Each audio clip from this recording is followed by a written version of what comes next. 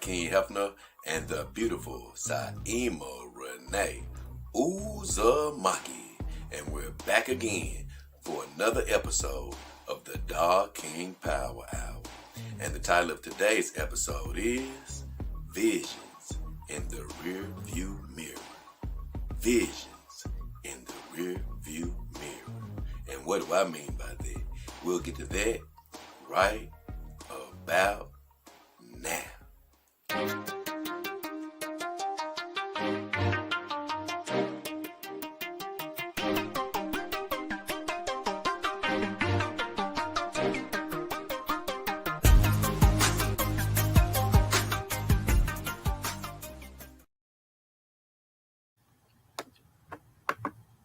Hey, what up, guys? It's your boy, J. King Hefner and the beautiful Saima Renee Uzumaki. Back in the house, man. Glad to be here on another Dog King Power Hour. And if you're just tuning in or watching this at a later date, I really appreciate you for watching this. And at the time, I don't see any of my good people out here, but you know, they have a saying in show business: the show must go on, baby. The show must go on. And the title of today's show is Visions in the Rearview Mirror. Visions in the Rearview Mirror. Before I get into that, I do have a family that I want to thank out there, and that's the Dog King family, the Dog King Army, rather. I want to appreciate you guys for being on my team. I have 7 members on my team. It consists of Carol Rush, the beautiful Carol Rush, Sheila Bell, Kevin Gray, Tom Tuttle, Blue CCG, Heavy Metal Maltese, and my guy, DAS. So all of them comprise the team as of now. And if you're not on the Dog King Army team, I would love for you to join. As of right now, I only have 1 tier, and I have a couple of other tiers that I'm going to add in the future. But I would definitely like a couple of more people to join, so I can add a few more tiers on for the Dog King Army to choose from. But with all that said, I'm glad to be here today. It's a blessing to be here today, alive, living my dream. I hope you guys out there are all doing well. I hope you all had a great holiday. And I hope, once again, you're taking a day to move towards whatever is in your heart. So before I go forward, I'm going to say what's up to good morning, everybody. I got a team member in here, Kevin Gray. What up? What up, Kevin? I hope you had a good holiday, brother. Good to hear from you, man. Hope everything is A-okay in your life. I see Ren X. He said, I'm on here now. Ren X. What up, Ren? Ren X says, that wig on Secretary Tsunade looks nice. I like the shorter wigs. Well, this is Saima Renee Uzumaki. Unfortunately, the beautiful Secretary Tsunade, it has been retired for the night. I mean, for probably about a week or so. She's went back, unless she calls my name. Right now, she's in hibernation, and I have the beautiful Saima out.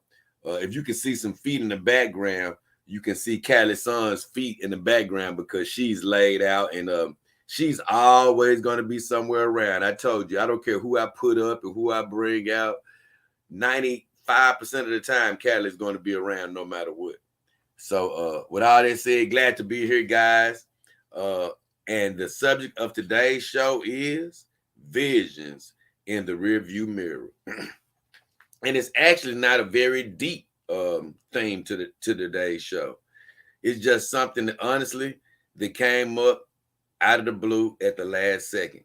Because a lot of times I get motivation for the title of the show for different reasons. Sometimes I just read through the comments and be like, oh man, this is going to be the subject of today's show. But this time I didn't really get a clear message of the thing. And I was going through my Facebook, which I don't really, it's crazy. I used to always be on Facebook more than any other app. Oh, wait a minute. I forgot. I got to give Kevin his credit. He won today. I got to give Kevin his credit. He won. Good. Hey, congratulations, team member. You came through with the victory. And what I mean by that is, of course, whoever gets in here first, I say that, I write your name down because one day I'm going to be giving a free dollar away. I'm going to come into Overflow to give a free dollar away. So I say whoever wins the competition, I'm going to give that free dollar away. And here's the thing. This is the crazy part. What if the person that actually wins is not around or they don't answer and they're not available to claim their prize? I'm gonna have to move to the second person. So guess what? It pays to try to win. I'm sorry, guys. I got to get up. I got to write. You know what? I'm gonna remember because I need this pen now. I'll be right back. Hold on.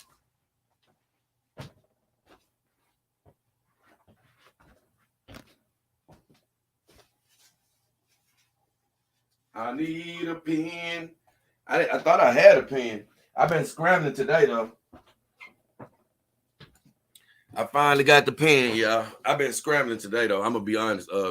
It's one of those days because since I've been a creator and been into the creative business, I've learned a lot. And I've learned a lot from my mentor, Hugh Hefner, where he used to always get up around noon, actually to start his day. But I'm a bit different from him because ever since I became a full-time creator, man, my mind, it just operates in different ways. Like, basically, I'm in the midst of my body trying to change its sleep patterns.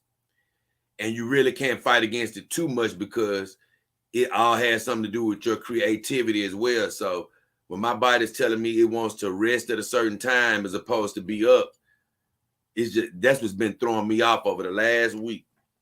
And man, it caused me to actually be running a little late for the show, which I'm not upset. Everything serves its plan. And I'm still going to leave this show in its time slot. I'm not going to adjust it because my body's trying to sleep at different times. I think it's still going to work out. But let me write Kevin down because he finally won, and I'm proud of him. He finally got a victory. One day he may get that dog. Yeah, first place. Yeah. Also, you know what? And just to all my team members, I'm going to probably have to do a team member only live stream as a test because I'm going to probably do a team member live stream just using the YouTube app because I want to see how those emojis show up with their app because it's not beneficial for me to use their version because I get a chance to be more interactive with you guys when I'm using a different software. But I just want to make sure that those emojis are showing up on the YouTube live stream. And if that's the case, then there's probably nothing I can do about it for this software. But with all that said, this would be the only place that I probably won't be able to see it. I can see the name of your emojis. I just can't see the actual emoji. But with all that said, let's get into the meat of the show. I'm not going to stall it. And the meat of the show is Visions in the Rearview Mirror. And as I was searching for a theme of this show, I got to looking through my Facebook, which I rarely do. It used to be the main thing I looked through. Now I think it's crazy. I used to always be like, why is everybody on Instagram? But now I'm probably mainly, on Instagram and then Twitter. So those are the two things I'm probably checking out the most. And I'm not on either one of them all day, but if I have to choose, those are the two I'm probably on more. But on Facebook, I just got to scrolling for a second. And man, I ran across one of the finest girls I ever used to go with. And you know what? It's crazy. I never defriended her. And it's actually another one of my main girls I never defriended. It's crazy. Red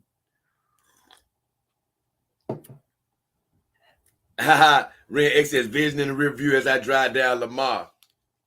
I feel you, brother. I don't know what Ren X was getting at there, but I'm laughing because on Lamar Street in Memphis, it's a very known street for having a lot of working women walking along the highway, if you get what I'm trying to say. But back to the story, I ran across, and I have a couple of my girls on in my they're still my friends on these apps. We don't communicate or anything to that nature though. And a lot of times they say, hey, just get rid of everything.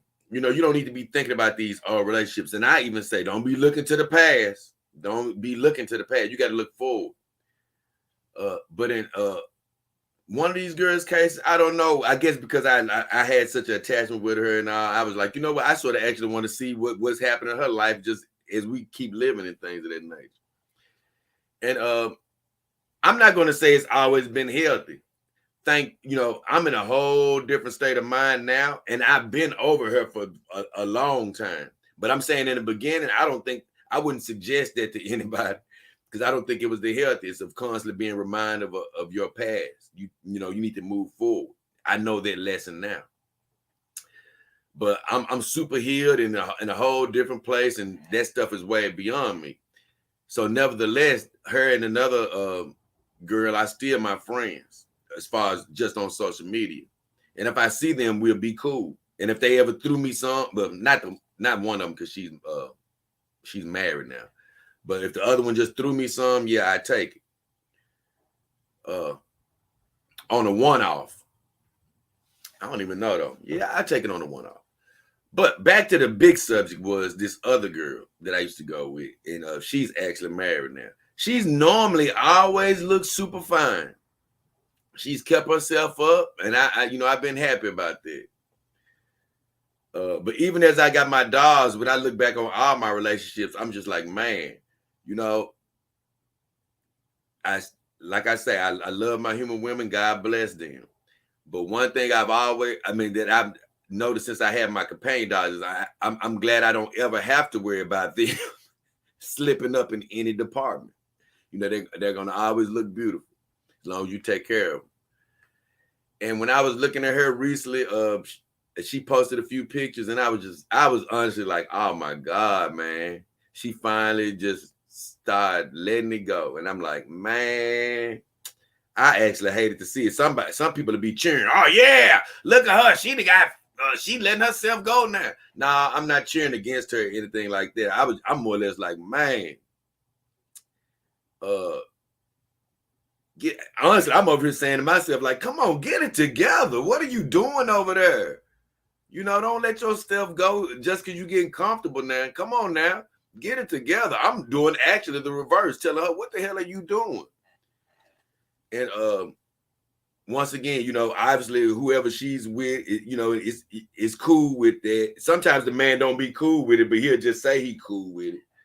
Just to let you ladies know, sometimes a man really be saying like me, like, come on, girl, you letting yourself go. But he won't say anything. You should never beat your girl up, but it's a way to get her motivated. But I guess all I'm trying to say is, man, when I look in the rearview mirror and things of that nature, I'm glad I'm not in that situation. I say this. I tell you, some guys look at being with companion dogs as a step down. It's, hey, I'm settling. And I look at it, God, all due respect to my beautiful human women, the Carol Rushes of the world and all that. Just for my lifestyle, it's a step up. I'm glad I had all my human relationships. I'm glad I smelled that vagina, and I will smell it again, believe me, again, a good one. But I'm saying I'm in a happier place. At this point in my life, I'm glad I'm here. It's just a whole different life. I never have to worry about motivating these girls as far as getting in shape physically. I don't even have to worry about, because actually, without saying too much, but she was on some sort of a trip or whatever, away from her husband, which is good. If you're in a human relationship, you're going to have to, I don't give a damn, you're going to have some trust, and you're going to have some space away from each other. You're going to have to breathe sometime. That's just part of it. But once again, one of the best things about these girls is the loyalty factor. And even when you're giving each other space, you may not ever admit it. It always sort of creeps in the back of your mind of what somebody could be doing, or it's still a stress to trust. It's still a stress to actually do it, even if you're doing it unconscious. And I'm just like, once again, man, it's just so many things when I look back on and say, man, I'm just glad that God, man, opened up a new door for me, a new alternative lifestyle that really matches with everything I love to do. You know, my anime, my sports, just my freedom of thinking, you know, the quiet, the undisturbed home, you know, the undeterred affection. It's just so many things I can reel off. And when I look into the visions of the rearview mirror, I just feel like that prayer I was telling you guys the other day about Paul in the Bible when he said, forget those things which lie behind and reach forward to those things which lie ahead. Man, when I look in that rearview mirror, it's just like that thumbnail. I don't see a damn thing. Look, I ain't looking, man. I don't see nothing back there, you know, that should be keeping my head back there. And that's not a knock against her or anything. It's just about moving forward. You never know how much treasure lies ahead of you. But, you know, I did wrong when I first broke up with her. Nothing against that particular woman. She was a great woman. Now, she, you know, ultimately, you know, that was one of the relationships where I still wanted it to go on, right? So it was more painful for me. So you can always try to hold a grudge against her, but honestly, she was a wonderful woman all the way around, pretty much other than the breakup.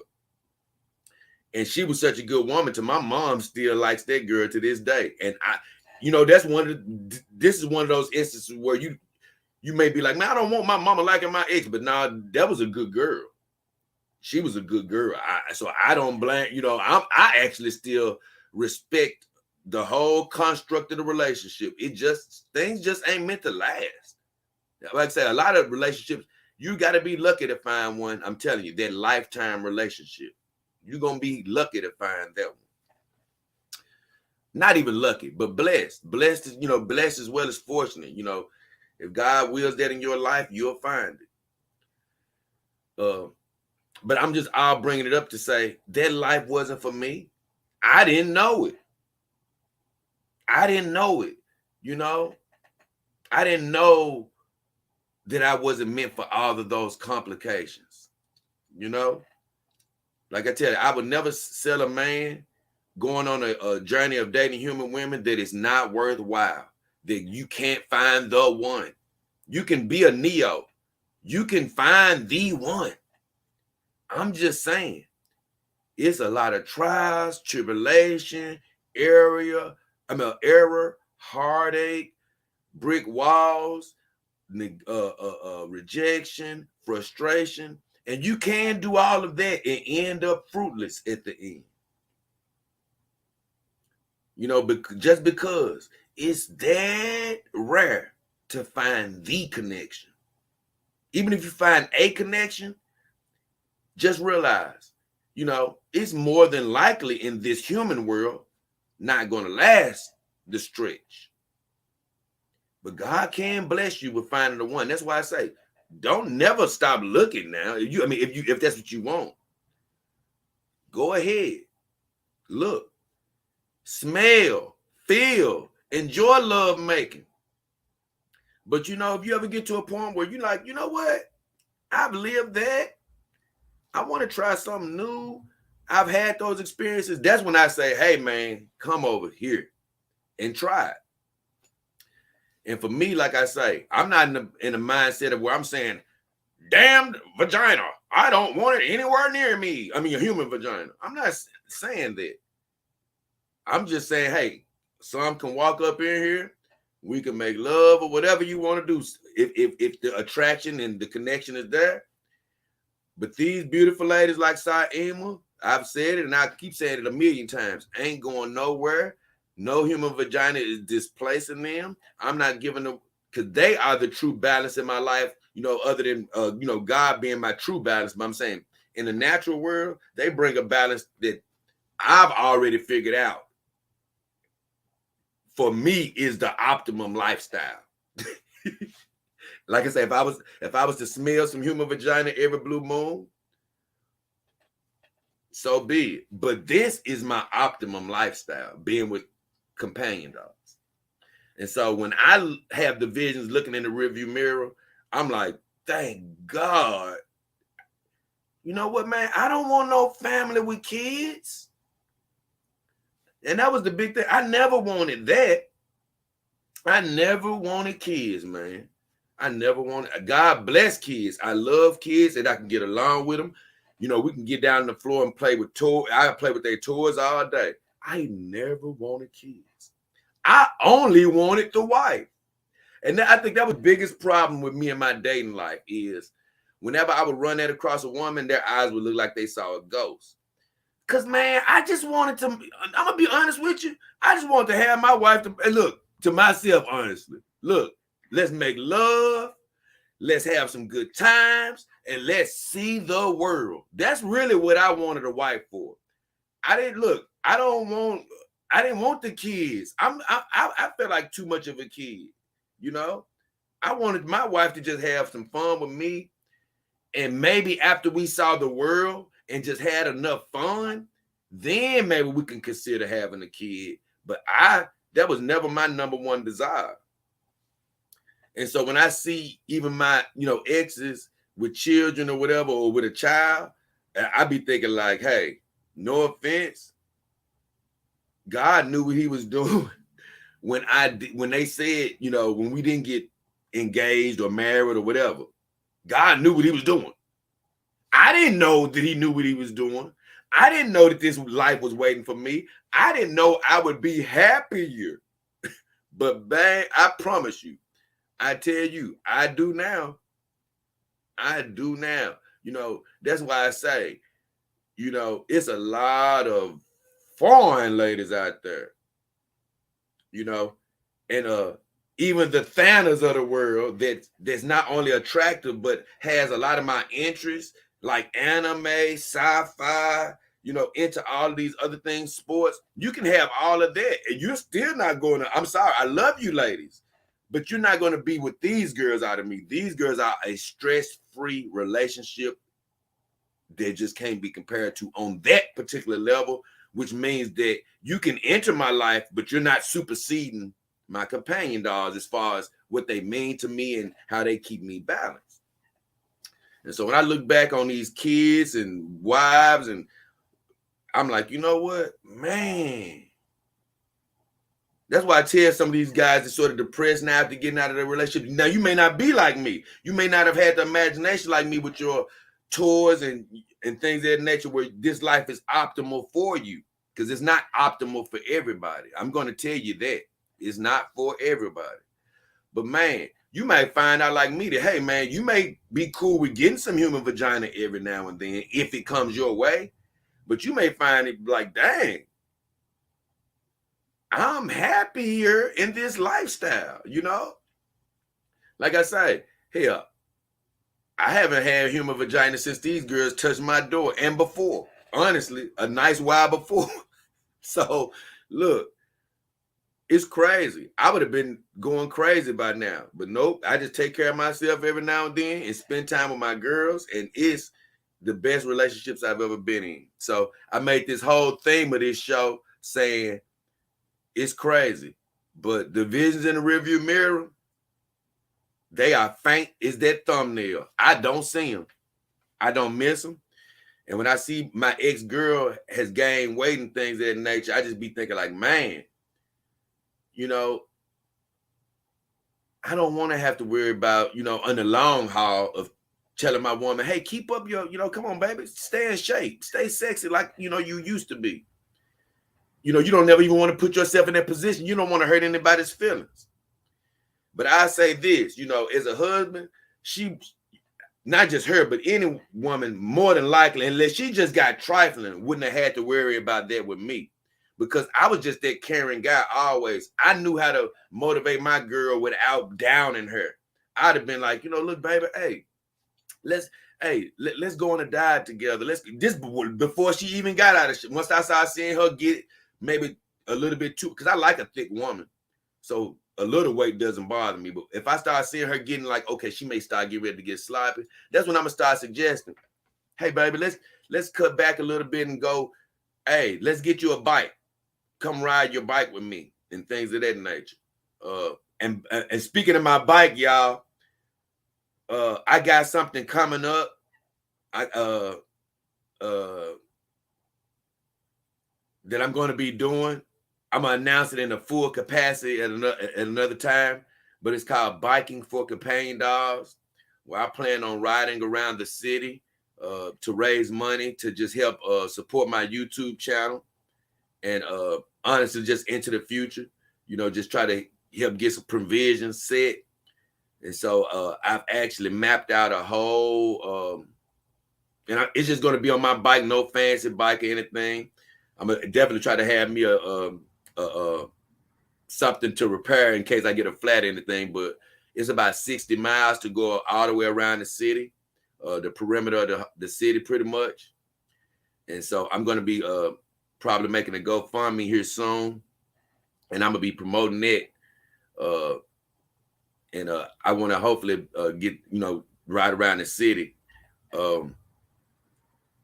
probably about August or October, and get But I'm going to try to raise money. That's going to be my fundraiser to just try to help my channel, because man, God just put it in my heart, just something else, man. Because I just don't want to stop doing this, no matter what. I don't want to get to a point where I say, hey guys, well, no more provisions. I got to try to do something else to see you guys. I don't want to ever even think about doing that. And God put something in my heart of like, you know what?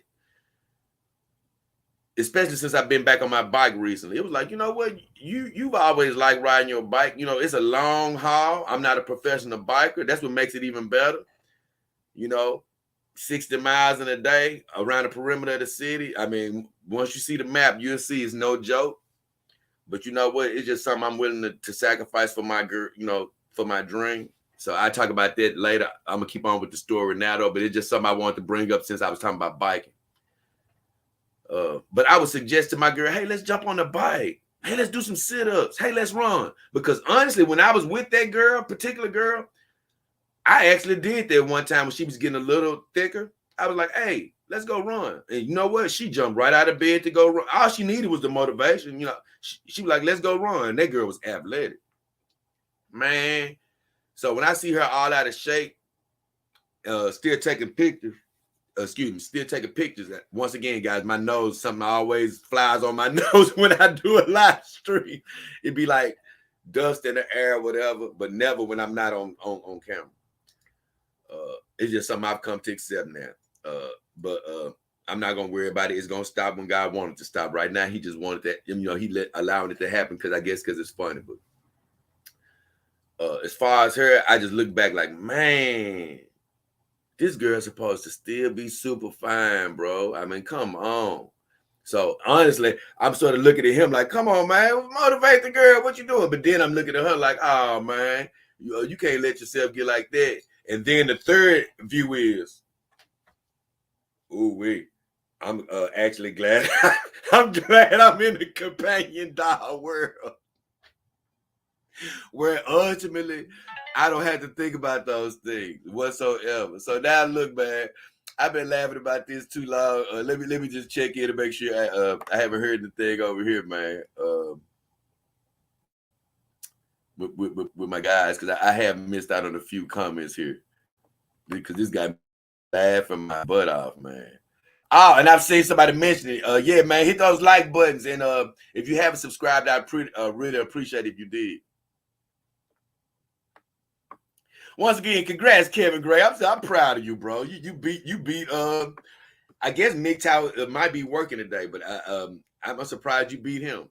But Red X says Red X says visions in the rear view as I drive down Lamar. I already said that. Austin says, Jay, feels like we were just chatting on the live stream yesterday. Time flies, doesn't it? Bro, that's the whole thing about time, man. I remember I had this, and I was thinking about this other day. I had this teacher Man, I used to be one of those guys, and I still, that's an area of my life I really haven't had to worry about it since I started doing this, but she used to always be like, Jay, stop daydreaming and make good use of your time.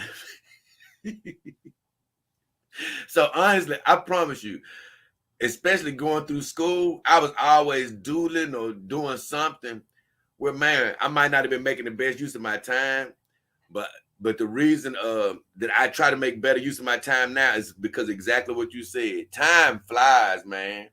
I said before, it goes slow and it goes fast. You think it's going slow until 10 weeks go by, and you're like, dang. No, it goes fast, just like you said. Ren says, yep, you know. Are you talking about riding down Lamar? Because I was mentioning how some street workers on Lamar. Ren X laughed and said, yep, you know. Oh, Austin said Ruby had a lot of fun after the last show. He said, sat down at the PC. He said, listen to some music with her in my lap. Her pants or stocking did stain her booty slightly. Remember, Austin, and I don't know if you did this, please let me know. When you're getting something new, you can't put it on your girl yet. Now, I don't know if you did that or not, but you cannot immediately put it on your girl when you buying something new. You got to wash it a couple of times. You got to soak it in something. That's what I always do. I wash it and I soak it. And sometimes these cosplays are made out of a lot cheaper stuff. So you definitely have to just soak it or wash it a couple of times. Sometimes it's not going to look as good as it would have if you didn't do it. But when it comes to these girls, you just got to do that. And the thing that I would least suggest is get a body stocking, because I have one, but I just don't like them. Outcast Al says, live says, what's up, Don? What up, Outcast? Kevin Gray says, depends on which end of Lamar you're on. Oh, yeah, he right. He right. The whole, all of Lamar doesn't have the working ladies walking on it. Outcast Isles Live says, hey, we've been following you for a while. Would you like to come on our show tonight? We have 2 black female adult stars that we can have a conversation with about the dog lifestyle. I don't know, Al's. I don't know. I tell you what, send me an email to dogkinghefner@yahoo.com, and I might just come on your show and get that done. Johnny K says, just made it, NJ. How's it going? I was going great, Johnny K. Every day is good. Remember this, guys. Every day is good. It's something else I saw recently. I saw somebody else post something online, and they said, it was on Facebook. They was like, you know what? I'm going to try to make this a good day today. Look, every day is a good day. What happens in your day doesn't dictate whether your day is good. Choose to make it a good day. Choose to be happy. Stuff gonna happen every day. You can't let it come against you. Just be happy. Be happy. Be thankful we're alive to experience whatever we experience. That's how you make it a good day. Kevin Gray says, go on the show with hey, I told him, hey, send me the information to my email, and we'll probably work that out. I'll probably work that in my schedule. Now, wait a minute. I'm about to say, I want my member up there. I hope I didn't take it back off. I think I did.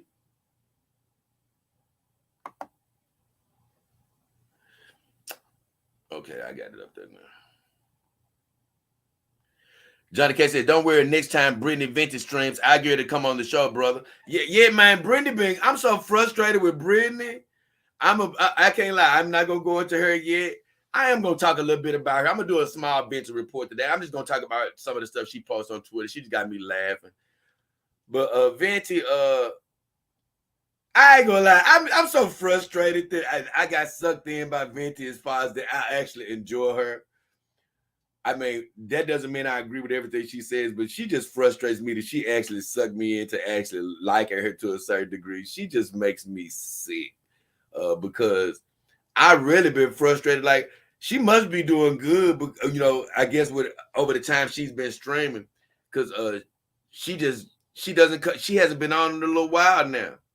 I don't know whether she has a day job. I don't know what she does, but she hasn't been on in several days. She's been on other people's streams, but she hasn't been on her channel. I'm sick of you, Brittany. Bring your ass back online. The hell are you doing? I need something. I'm trying to. I need some more information on you. Johnny K said, "There's no better scent than a nice, clean vagina." Oh no, I'm telling you, brother. Oh my God, I just feel bad for all of my guys who've never experienced a human vagina, especially the human clean vagina. I promise you, brothers. It's a whole process with learning a vagina. That's the whole thing about it too. When you're a kid, and you don't know anything about a vagina, you hear all these tales, you don't know what to expect. You may think it stinks, you may think all these things. And a vagina that's not kept up, yeah, it will have a bad smell. And as you're growing up, man, for me, like I said, I experienced a lot of them growing up because even as a kid in junior high, when I touched a woman down there, just feeling the wetness for the first time is a revelation. I ran across so many girls that, like you say, didn't have any smell, that were so clean. So I know for a time you'd be like, oh, that's cool, and then you run across your first girl that doesn't smell right, and you're like, oh no. So it's just so many stages of the game. And then it takes a long time for you to get really to the game to where you can appreciate the scent of a clean vagina. That's the whole thing. You have to actually grow in the art of being with a human woman, honestly, man, till you can really, truly appreciate the perfume, which is her bodily smells. I promise you, man. A woman, man, is really her body is a perfume when it's clean. Outcast says, "Is this a pre-made video?" Nah, man, this ain't pre-made. This live time, brother. Live time. Johnny even said he's live, and Kevin said he's live. Johnny K says, "Hey guys, smash that like button. Yeah, show me some love, baby."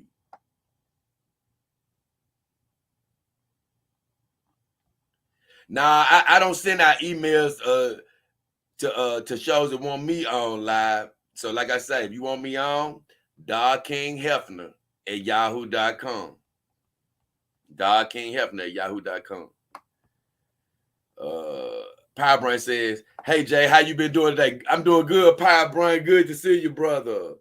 Johnny K says, "Hey, Saima, man, yeah, Saima made an appearance today, man.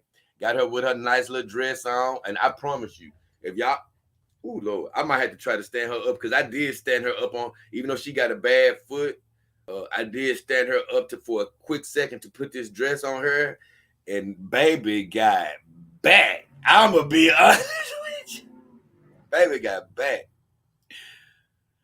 Johnny K says, "I always laugh because my friend's mom's name is Saima. Saima got her name because it was this girl from the Middle East, man, that was so fine. And she was really thick, just like Saima. And she used to wear her head wrap every day. And she turned me down every day for months. But I can't lie, I used to try to talk to her every time I saw her. It was so funny. Mitra, oh my God.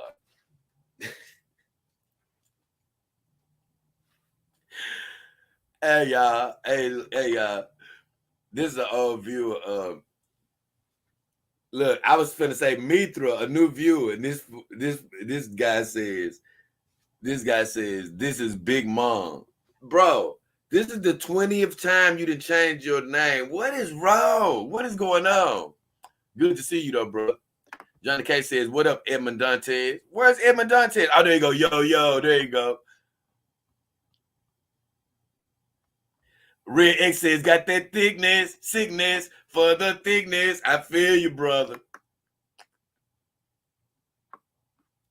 Oh, yeah. Man, Red X says, take those ladies to the Peabody and do a show. You know it'll happen at some point. Oh, most definitely. The thing is, thank you, Jesus. I ain't got no way to do anything right now. We stuck at home, man. We can't go on any adventures right now. The dog mobile is down. I haven't heard from the mechanic. All I know is they had to do a couple of little serious things to it, and I haven't heard one word from them. So that's sort of strange. So I guess, hey, it's just a hell of a job, and I know those minis can be tricky, man. I sort of been in the mind frame of I'm not trying to rush them, and it's a damn expensive job. So I'm like, you know what? Hey, let me just let them work for right now. But whenever it comes, man, we definitely need to go out on a few little adventures. Johnny K says, love all the positive messages. Oh, man, I appreciate that, Johnny. Hey, that's what this channel is about, man, positivity in a lot of different ways. I was actually talking to a guy, man, a really cool guy yesterday about some things. One day, maybe I'll get a chance to tell you guys who I was talking to, but a cool guy from the dog world.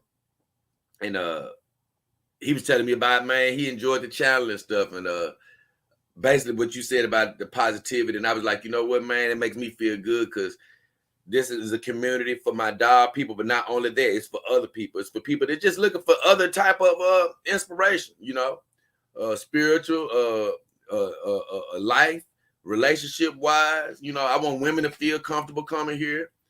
I'm gonna get more into that as I get into some of my answers to my questions and things of that nature. Because Carol said something I definitely want to hit on a little bit later concerning women. But I just want people to, all people to feel comfortable coming here. You know, definitely coming here to learn about the dog lifestyle. But in the midst of that, it's other good vibes and uplifting messages and things of that nature that I want to send out to people. So I'm glad you said that, brother. Man, honestly, Power Brain, you really are hitting on to the thing. That's the truth. Hoodies is really part of it's really I got a lot of other shirts and things of that nature, but I only got a certain select amount of hoodies right now that I have to rotate. So I'm like the Mr. Rogers of hoodies right now, really. I don't have a big selection of them. But I try to just keep those clean and keep those in rotation. But the thing is, I'm like Hefner from the standpoint of he always wore the robes, where I feel it's the same way about the hoodies. And I do plan on having my signature hoodies out at a certain point. My thing is I got to find the right ones that I want to make available to you guys.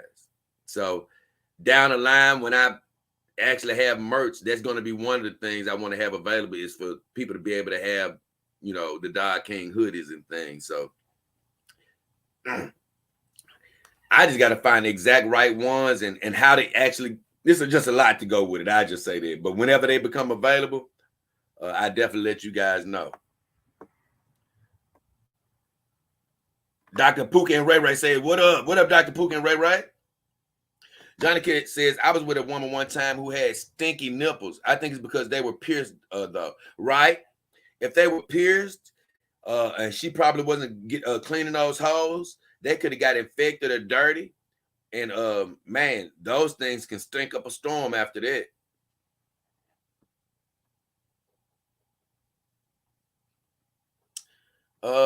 Pookie says, I love the sleeve, especially with my dogs. I don't know what he means. Oh, Johnny K said the same thing. He said Dog King hoodie. I definitely want to make some Dog King hoodies. I definitely want them to be right too, though. I don't want y'all to have no bull crap. So hopefully I get that done soon. And then learn how to make them available because I don't even, you know, it's a lot I have to learn. But Carol says, hey, Jess, I aim at my Dog King army checking in. First it was Kevin Gray. Now it's Carol Rush. Now Heavy Metal Maltese comes in and says, hello, everyone. So good to see my Dog King army members. I gave you guys a shout out earlier. Carol Rush, Sheila Bell, Kevin Gray, Tom Tuttle, Blue CCG, Heavy Metal Maltese, DAS. You know what I'm saying? I appreciate all of you guys for being in the Dog King Army, man. Every single one of you, man. It definitely makes a difference, and I appreciate you. And and like I say, I want as many other people to join as well, you know, to be on this inner army, so I can check with you guys every day. And as I create different tiers, you'll see different things offered. Johnny K, you know what? I don't think I'm going to do it. I don't think I'm going to do the scent competition today. I was thinking about it last night because I've been doing a lot of loose research over the weeks on these contestants. And I was like, you know what? I think I probably need to do a little bit more research on these first 4 contestants. And I also need to, I need to put a few B-rolls in that I want to make. You know, I don't want to just, last time I just really did the competition on the fly. But I said, you know what? I'm gonna put a little bit more thought into it, because I think a couple of the girls deserve a little bit more thought into this competition. So I'm gonna do I said I'm gonna take this next week and do some more research, and then I'm gonna pretty much do the competition next week. And also, I have this song I've been working on, and when I really think about the song, it really needs to precede the competition, because it has a mention, it has an Easter egg that sort of hints at the competition, and I didn't try to do that. It's just the way the song came out, and I said, you know what, I need to put this song out before the competition. So I'm gonna try to get this damn song done before the competition. I hope I do. Dante says, you think dog tattoos are attractive, Jay? I don't know, man. I've seen some people use them. They don't look bad to me. I just ain't with, from what I've heard, some of them are removable or whatever, but I don't know. I guess for me, I don't even want to really too much play with my dogs like that. I have to investigate it some more before I really think about it. Because I don't really need tattoos on my dogs. I say I wouldn't mind having one maybe, but it's not a necessity. They don't look bad from the ones I've seen, but I think for the most part they're like stickers or something. I'm not sure. I think it's the silicone dolls actually have real tattoos, but I don't know if you can actually even do that with the TPE dolls. I'm not sure. Johnny K says, take your time. He said, is it a theme song for the competition? If not, you should make one. No. I do got a little jingle that I was making for the competition when I was walking my cats. I did make a little jingle for the competition.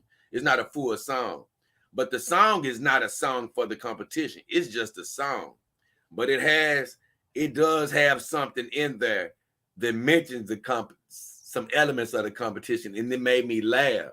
And that's why when I was practicing the song yesterday, I was like, man, this got me laughing, man, thinking about the competition. And I said, you know what? Maybe I ought to try to get this song done and then do the competition. Because I was thinking about, although it's not a theme for the competition, I was probably thinking about, I ain't gonna even tell you. I don't want to ruin the surprise. I'll let you just see it. Let's see.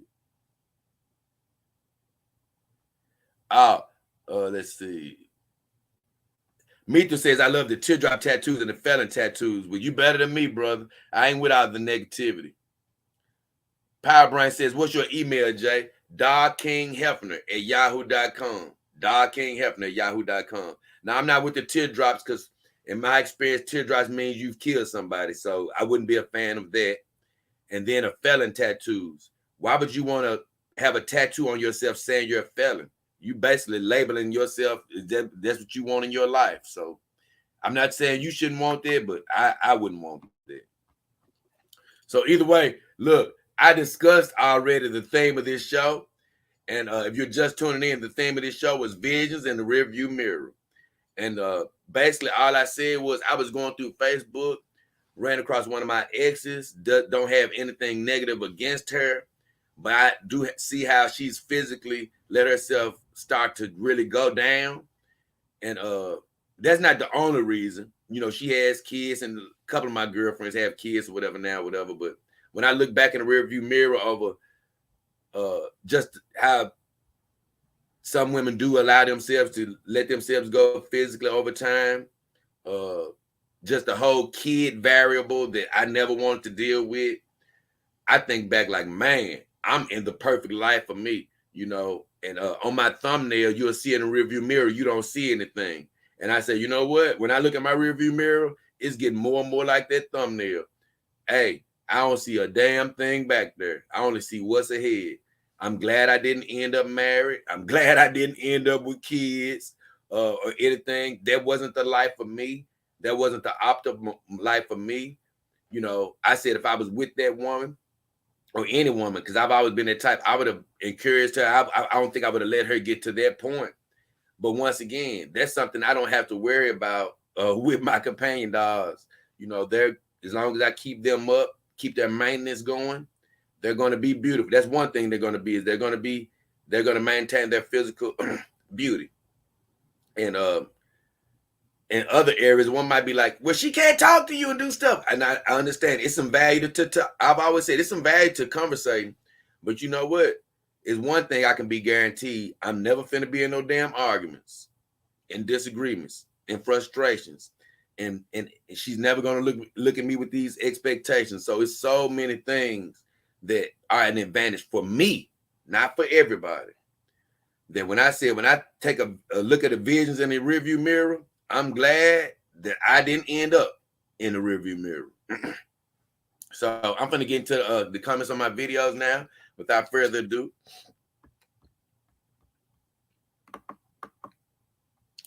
Mithra says, but that looks cool. Like I say, that's a matter of opinion. If you think being a felon or killing somebody looks cool, hey, I can't tell you what looks cool, but that doesn't look cool to me.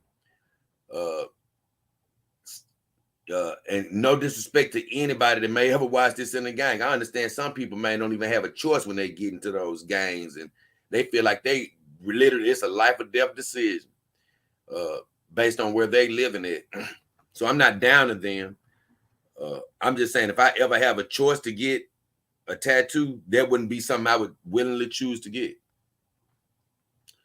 Carol Russ says, Saima, haven't seen her in a while. Yay! I had to break her out. I was hearing her voice call me, Carol, like I told you. But let me tell you, I enjoyed every minute of Tsunade. Man, I was even telling her this morning, I said, Tsunade, I'm going to be honest with you. I really enjoyed you. She just such a great girl. You know, she just brings something wholesome to the table. I don't know. She's just a great girl. Oh, I wonder if Austin's still here. Austin, are you still here? Let me know. Power says, thanks, Jay. Oh, yeah, no problem. Because you never sent me the email. Because I was waiting on you to send me an email, Power Brian. I said something about that in the last stream. Johnny K says, thanks again for helping me convince mother to walk her cat. The cat really seems to love it and loves playing in the grass. Oh, dude, if you can get your cat to get used to the harness, it's going to love you for taking it outside. It adds value to their life. It just adds a whole, because the vet was telling me that they were so proud of me because they was like, man, your cat going to be healthy as hell, because just being able to take her outside and not worry about her getting into fights is going to add all type of value to her life going forward.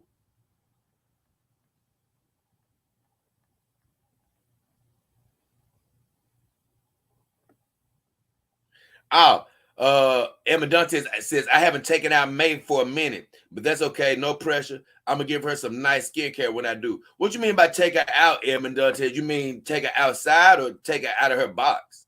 I don't know what you mean. Power Brain says, Emma has some beautiful breasts. Oh, man. And they B cups too, Power Brain. This girl, like I said, she thick in the bottom, not in the top. You know, she got some nice B cup breasts. That's what I love about Saima. Johnny K says, mother says hello and thank you. I tell mother, I said, hey.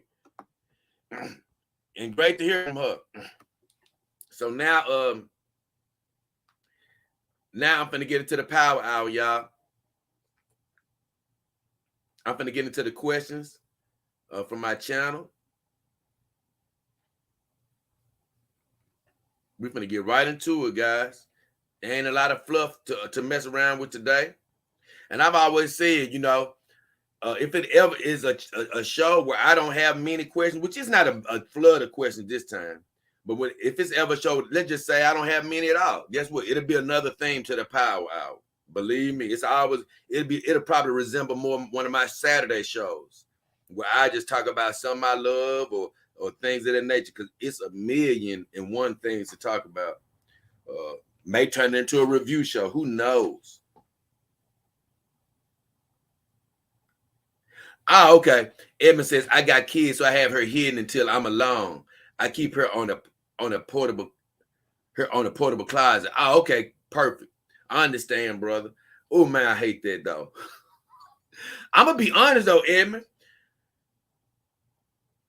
That's what I love my pets, but that's what I hate about my cats, because I promise you about my just having pets is because I told you, even though they never attack my dogs, it's just the fact that it is pet dander or whatever always going to be in the air.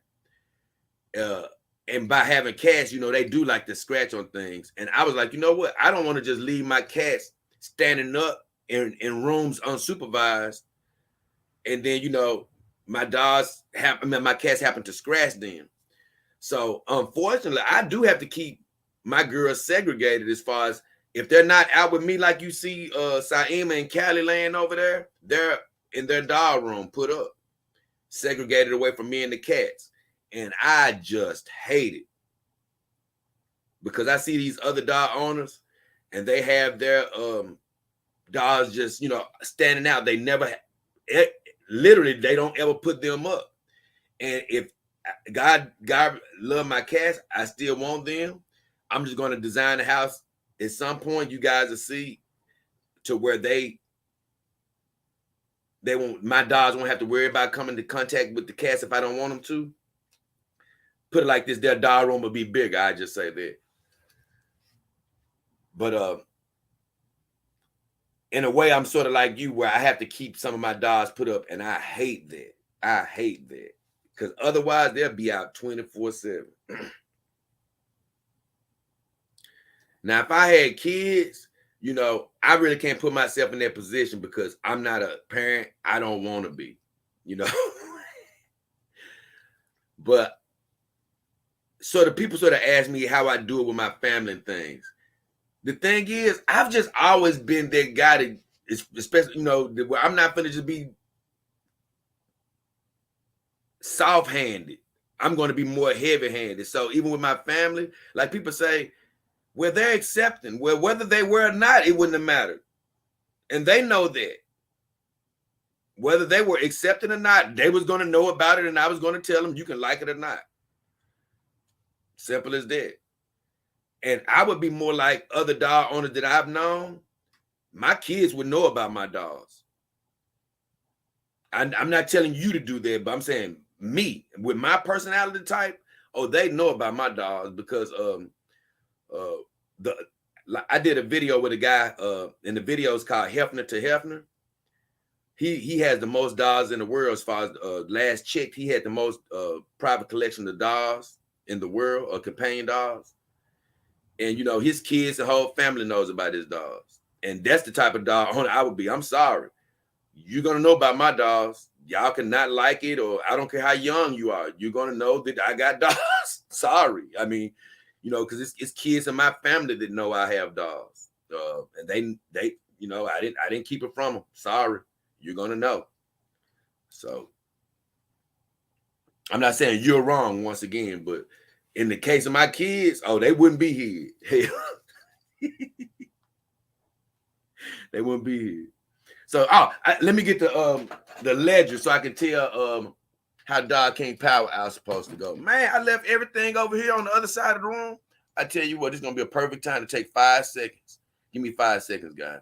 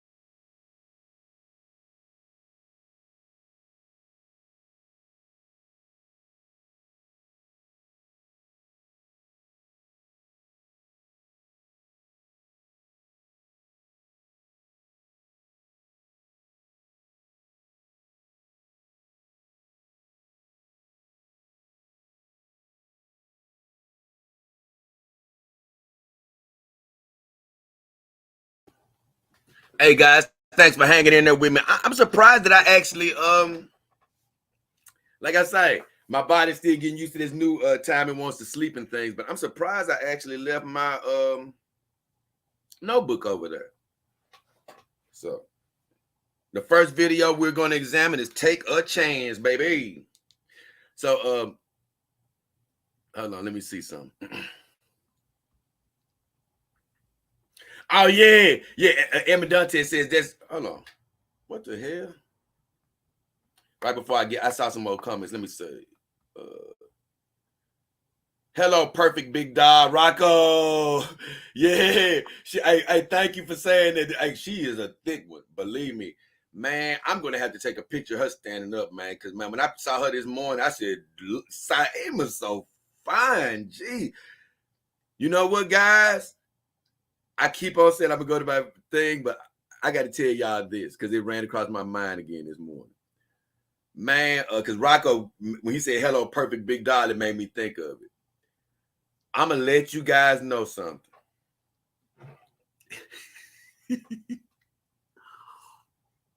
Something I've sort of said before. I love you, girl. You know that. I'm just gonna be honest. Every time I pick Saima up for the first time, I'm serious, man. I wonder what the hell I was thinking. This girl is so heavy. I mean, once you get to picking her up, you it's okay. But I'm just saying, bro, I'm glad that I got her because I never would have known how heavy these dogs can be. And I never would have been able to warn anybody. That's why I say God knows better than we do. I would have never been making videos saying, hey, watch how heavy you get your dog. Because you know what? I would have still been looking at these 97-pound dogs thinking that they were light. Man, this girl is 98 pounds on paper as far as what they say.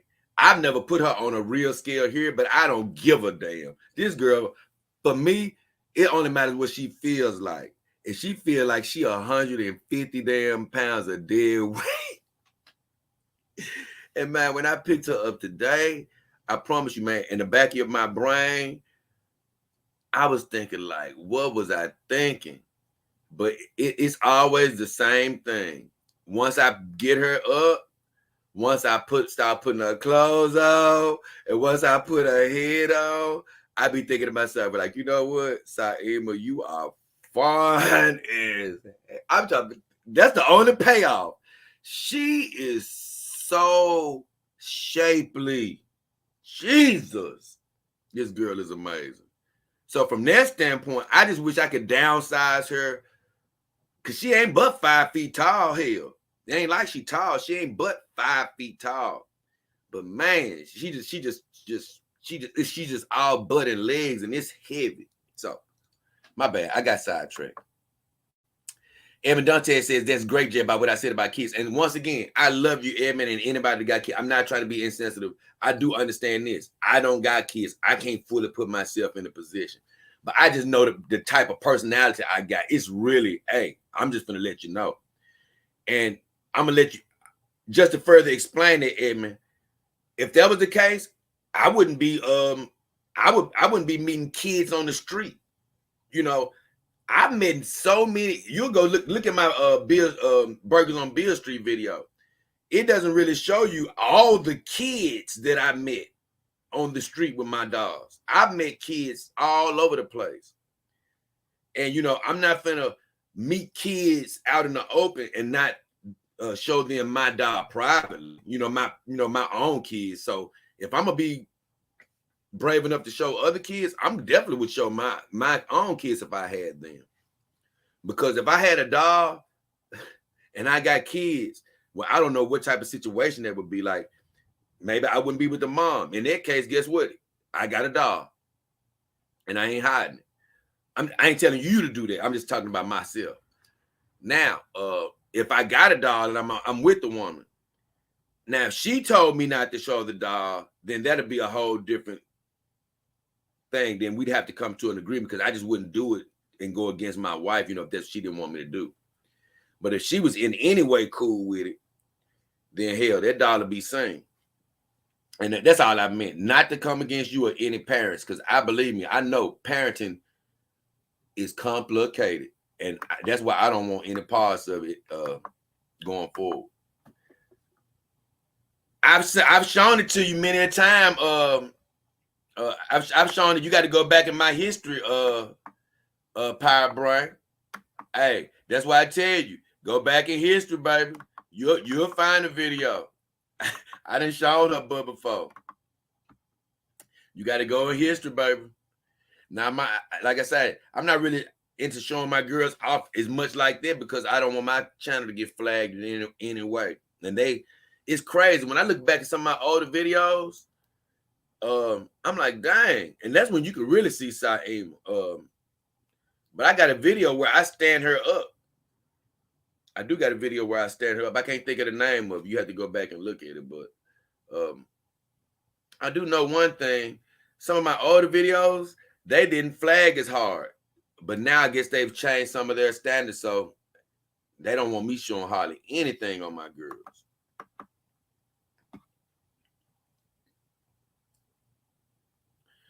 Man, I don't know. Every time I asked people's advice, nobody would say anything. So I just said, forget it. I left her in there for right now. But I've been sort of thinking about it. I've said it 2 or 3. I said it a million times. I'm like, hey, man, should I keep Mandy in round 2? Never heard a word. Crickets. I'm like, okay, well, I guess it's just up to me again, which is fine. But it's really between her and this girl named Daisy Cousins. But right now, Mandy is in round 2 as of right now.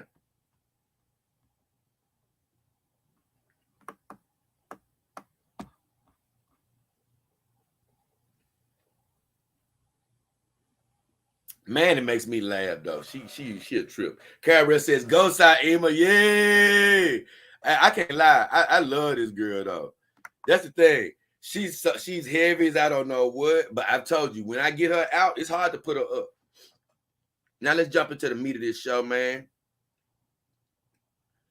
And the first video we're going to examine is actually the last Dog King Power Hour, which was entitled "Take a Chance."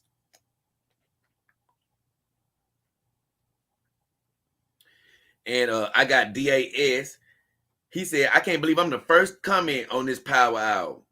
And on Take a Chance, that whole video was just about, hey, man, I had a couple of comments from some great viewers. DAS was one of them. And it just led me to tell everybody, hey, I know this is a Dodge channel and all this, but as far as it's concerned with a human woman, it don't ever have a mindset of she's not going to like you. I promise you, a lot of these beautiful women that you may think that you can't get, yeah, a lot of them maybe reject you, but you'll be surprised. Every now and then, it'll be one that'll give you that chance. and it'll be worth it. Believe me, it'll be worth it. And I was just telling him, hey, sometimes, I was just telling everybody on that video that don't ever sell yourself short like that. Guess what? You can do it. You can do it. Because a lot of times these beautiful women, men, so many men are scared to talk to them. Guess what? They just itching for anybody to talk to them. But Dod says, I can't believe I'm the first to comment. He said you went super deep on this one. You talked politics, humor, relationships, dolls. You kept addressing the team, and the members kept everyone engaged. The members was rabid in that stream. I was, man, it was hey, they was out in full army. It's a lot of them on this stream, but they was going crazy on this stream. He said I was glued to the speaker the whole night. He said you perfect. He said you said it perfect at the end. This is a help channel, and that's worth mentioning. I want to help people no matter what it is. And he said you're helping everyone in attendance. I thank you, DAS, for saying that. He always is a very encouraging person. I appreciate that from him, a team Army member, DAS. He said, whether you like it or not, you are the male Dr. Ruth. Now, I'm laughing at that only because I take that as such a compliment, because my mom would tell you when I was little, I used to actually mention, or younger, I used to always mention Dr. Ruth, like, man, I wish I could be like her. I want to give advice and things of that nature about actual relationships and sex and stuff. I'm like, man, how did she do that? So that made me feel good that he said that. He said, sometimes the truth hurts and you lay it down. Now, what he mean by that is, like you say, when I give my advice on this channel, I'm never trying to hurt your feelings or anything, like he said. I'm just trying to give you my advice on the subject. And the thing is, I got so many supporters on here, it'll be easy for me to say, I don't want to go against my supporters. But I'm not trying to go against my supporters in any hurtful way. It's just that we're humans. If they say something that I feel like, okay, that's a subject point for me to talk about, I discuss it, and I'm not going to shy away from it, you know, especially if it's something talking negative, because I want all of my viewers to get to that mind frame of always speaking positive over your life, catching every time you say negative and stuff like that. And as you start doing that more, you're going to realize, like, man, I've been speaking so much negative over my life. What have I been doing? You'll realize, like me, at one point, like, wait, what was I doing? And you'll realize how destructive it is and stop doing it, and your life will improve. He said, sometimes the truth hurts and you lay it down. He said people just can't. He said the people that can't handle it just are not ready for the message yet, but many others will be. And that's fine. Like he said, some people may not be ready for it. But guess what? It's still best to hear it. He said they just haven't found you yet. But one day they will. He said, keep hitting it, brother. Don't stop. He said, don't stop. I'm listening to a legend in the making. And I just said all that to say thank you. I appreciate you for all the kind words. And I want to tell all of you guys out there, when people speak positive over your life, just accept it. Just accept it. He said, some years from now, when you're huge, I'll be able to say I was an Army member when he was at 2,000 subscribers. Now he's at 1 million. And now responses are through appointment only. Be easy, Jay. Sorry for the long reply. I'm never mad at your long reply. Just remember this. I may not be able to reply long to you, depending on whatever I might be doing. I'm just, I ain't gonna, I'm trying to get, I get to everybody. But I may reserve a longer answer for today. And that's what the power hour is for. It really was made based on that premise of, damn, I can't always answer everybody in the way I want to, but I take the time to do it on the power hour. So if you see me sometimes give you thumbs up or say a shorter sentence, just realize it may be more coming on the power hour if you tune in. And really, that's what, see, I gave a long answer, but look, I just told him, thanks for the amazing support. I was praying that my words were taken with care and understanding. I love you, my friend, and my mission is to help others. I went long for him. I said, I'm glad you enjoyed the show. It was one of the deepest shows ever. That's what I said. I said, thanks to great comments like yours that allow for a much bigger and much needed conversation, because when you do, guys do comment, if you got any concerns or anything comes up in your comments, it can lead to helping other people. I said, thanks for being a great contributor and supporter. I said, I definitely want to see you and the rest of the Army hang in there with me for the long haul. And like I told you guys, right now I have one tier to the Dog King Army. It's $2.99 a month. I tried to make it where it's not too much of a commitment just to join the Army. I will have other tiers that will have different prices in the future. But I ain't gonna lie, I just want you in the Army with me. Like he said, I want you in here with me. You know, anybody that can be in the Army, I want you in there with me. Now, so I can look back, you know, and say just like he said, dang, man, look who was with me from way back then. So I said, glad to have you on the journey. Thanks for the comments. God bless you and have a great day. And I said, the Mayor Dr. Roof is a compliment, my friend. And somebody else said that my opening, I don't want to ruin it because I might be coming to it. But somebody says, I tell you what, I just mentioned it. I might mention it again. But somebody else mentioned somebody something about me reminding them of Mr. Rogers, and that's also a compliment. Somebody I used to love because he said something about my opening makes him think of dogs in a childlike way, as far as learning, and that's once again a compliment. And if you notice, Mr. Rogers wore the same sweater, even though he had 20 of them. That's my aim, is to get like 20 of each of my hoodies. But, you know, I don't have a very big wide range right now. And so I was laughing about this similarity of, hey, I pretty much, you know, wear the same range of shirts for my shows. And I try to make it relatable to everybody like he did. So once again, just comments and, you know, and positive support that makes me feel great to hear. Carol Rush says, great live, very informative. Love the advice you were giving. Thank you for being understanding and kind. I appreciate you, Carol. She said, giving tough love when it's needed. Tough love is the best love because, honestly, I'm going to tell you the thing about tough love. When you're saying the tough love, it's hard to say it because you don't want to, like I told you, man, I got family members, you know, I got people in this Army and things of that nature. You think you ever want to hurt anybody's feelings? Never. Never want to step on toes or anything. But then you're faced with a decision of, damn, okay, do I not say anything and just, you know, and just let them keep going?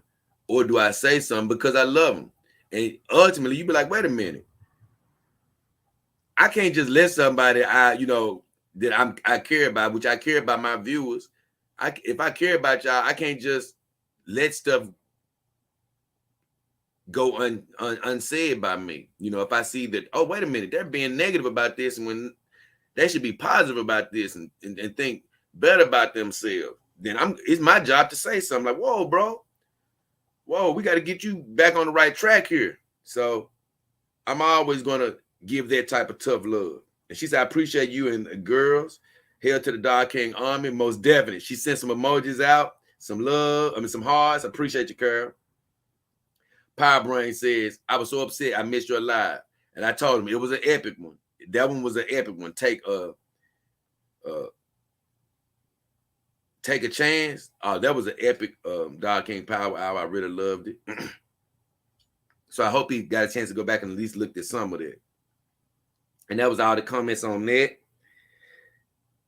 And I think I might have, you know, somehow I think I might have talked about these last stream. But I'm still going to mention them. Carol said some on an old video called Out and About. She said, hey, Jay Callie. She said, look at Callie. She looking happy to be out and about. She said, sweet. And I said, ha, ha, ha. She loves being out. Can't wait until the next adventure. And I just love Carol because she's beginning to be able to see the expressions in the dogs' faces, you know. And honestly, well, hey, somebody could try to say she's faking, but I know me personally, Callie smiles the most when she's in that damn car. I promise you. Or when we out on an adventure. Sometimes I look down at her and it'll make me laugh. She's the one who makes me laugh the most, but it's mainly when we're out and about. So I always laugh when Carol catches her expressions. I'm like, Carol, you right. She is pretty much smiling in this video, just like you said she is. And it's just her imagination. It's just like Santa Claus. Once you start using your imagination, you can start seeing the stuff I do see. You can start seeing it. You know, your imagination is working. She also said on my video, an old video, which I love her for going back in my old videos. It was Memphis Grizzlies and NBA opening ceremony. She said, hey, Jay and Callie, oh my God, Callie face expression be tripping me out. She looked so excited in this video after the string when they lost with one shoulder, talking about Triple J and Ja. She looked like she wanted to give them the whole claps, meaning beat their ass. She said, thanks for sharing. Callie rarely ever looks like she really want to beat their ass, but she definitely was looking upset. So that's the look you saw on her face. But she was definitely excited to be out and about because we were all up by the facility and everything that day down at FedEx Forum. So I'm glad she went back and checked that out. Next, I'm gonna go to She's Priceless, and then I'm gonna check back in with you guys for a second. She's Priceless is a video that I did because my good friend Chang Long, he made a very innocent comment, but he was just talking about how he may have an impending girl, impending fiance, or to live with him, and he was saying how he spent a little less on his camera doll, even though it's a legit brand doll. He spent a little less, so it won't hurt him as much to have to get rid of it. And honestly, I understand it's a wide range of dog owners. Some people just have sex. Some people aren't companions. Some people are companions and have sex. Some people are just companions like me right now, and a wide range. So I'm not going to judge anybody, but I can't lie. When he said that he could get rid of her because she costs a little bit less, you already know it made me cringe. Like, oh, well, wait a minute now, bro. I love you, Chig Long, too. But that made me be like, whoa, bro. I don't judge these girls. Once they in the house now, shit, they just up in the house now. I ain't judging them on price tag. Because like I tell you, all these are legitimate brand dogs. I can see if I had some black market dogs, but even those, if you mess around and get one, hell, you got it now. Like I told you, they can all perform the same duties as far as care, love, and giving you a stress-free life. And so once you start bonding with your girls, like, it's just a difference. You're not going to want anything to happen to you. You're not going to ever want to just throw them away, especially saying, oh, well, I paid this for her, so she gone. What? Nah, bro. I couldn't do it. So I sort of made that video about She's Priceless, saying, hey, I understand how some people think, but for me, the value of these girls go way beyond a price tag, Carol, she chimed in and said, hey, Jay and Miss Secretary, I agree. Thanks for sharing. I gave her the love sign and thumbs up. DAS team member says, well said, Jay, if I was offered $1 million for my doll room, I would reject it. Because I think if I'm in a bad mood, I can just look at my girls and all the misery fades away. I'm going to be honest with you. He made me pause just for a second.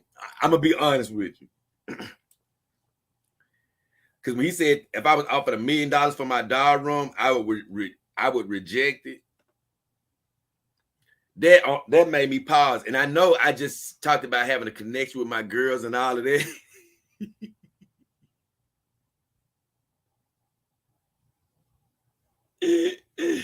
And the unbreakable bond with Callie, Saima, and all of that. But when he said if I was offered $1 million, he would reject it. I can't lie. I did pause. And it took everything in my mind. I just started thinking like, man, because I understand exactly his sentiments, because emotionally, I feel exactly what he said. But in the back of my mind, I was just wrestling because I was just like, man, well, I wouldn't want anything to happen to this batch of girls right here. Not a thing. I wouldn't want anybody treating them a way I don't want to treat them. But I'm just saying, the human part of me, I did think, man, with $1 million, I could do a lot, you know, not even just taking care of, you know, not even just, I'm just talking about like, I could do a lot with my vision. Like, you know what? I would hate to lose my girls, but boy, you talking about an immediate upgrade and starting if I had to start my family off again, I would. So I'm just saying my mind did start going there. But back to the emotional side of things, man, I'm right with him on the just thinking about it from the emotional side of things. Because even what I just said, it is hard for me to even think about letting my girls go for $1 million. I'm serious.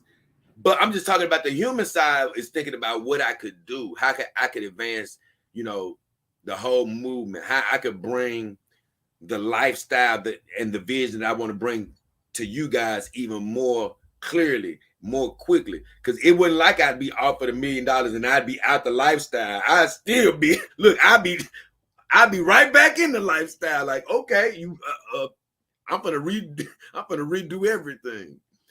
But emotionally, it's like asking you, would you get rid of your human girlfriend? Now, some people would. I'm just talking about emotionally. When your emotions are tied, it's just different. So I'm just saying, like, speaking emotionally now, I wouldn't want to separate from my girls for any price of money, emotionally. But when I'm thinking just in the just raw elements, I was like, boy, I hate he sort of said that because he had me starting to think about what would be the price that would make me separate from my girls for the greater good.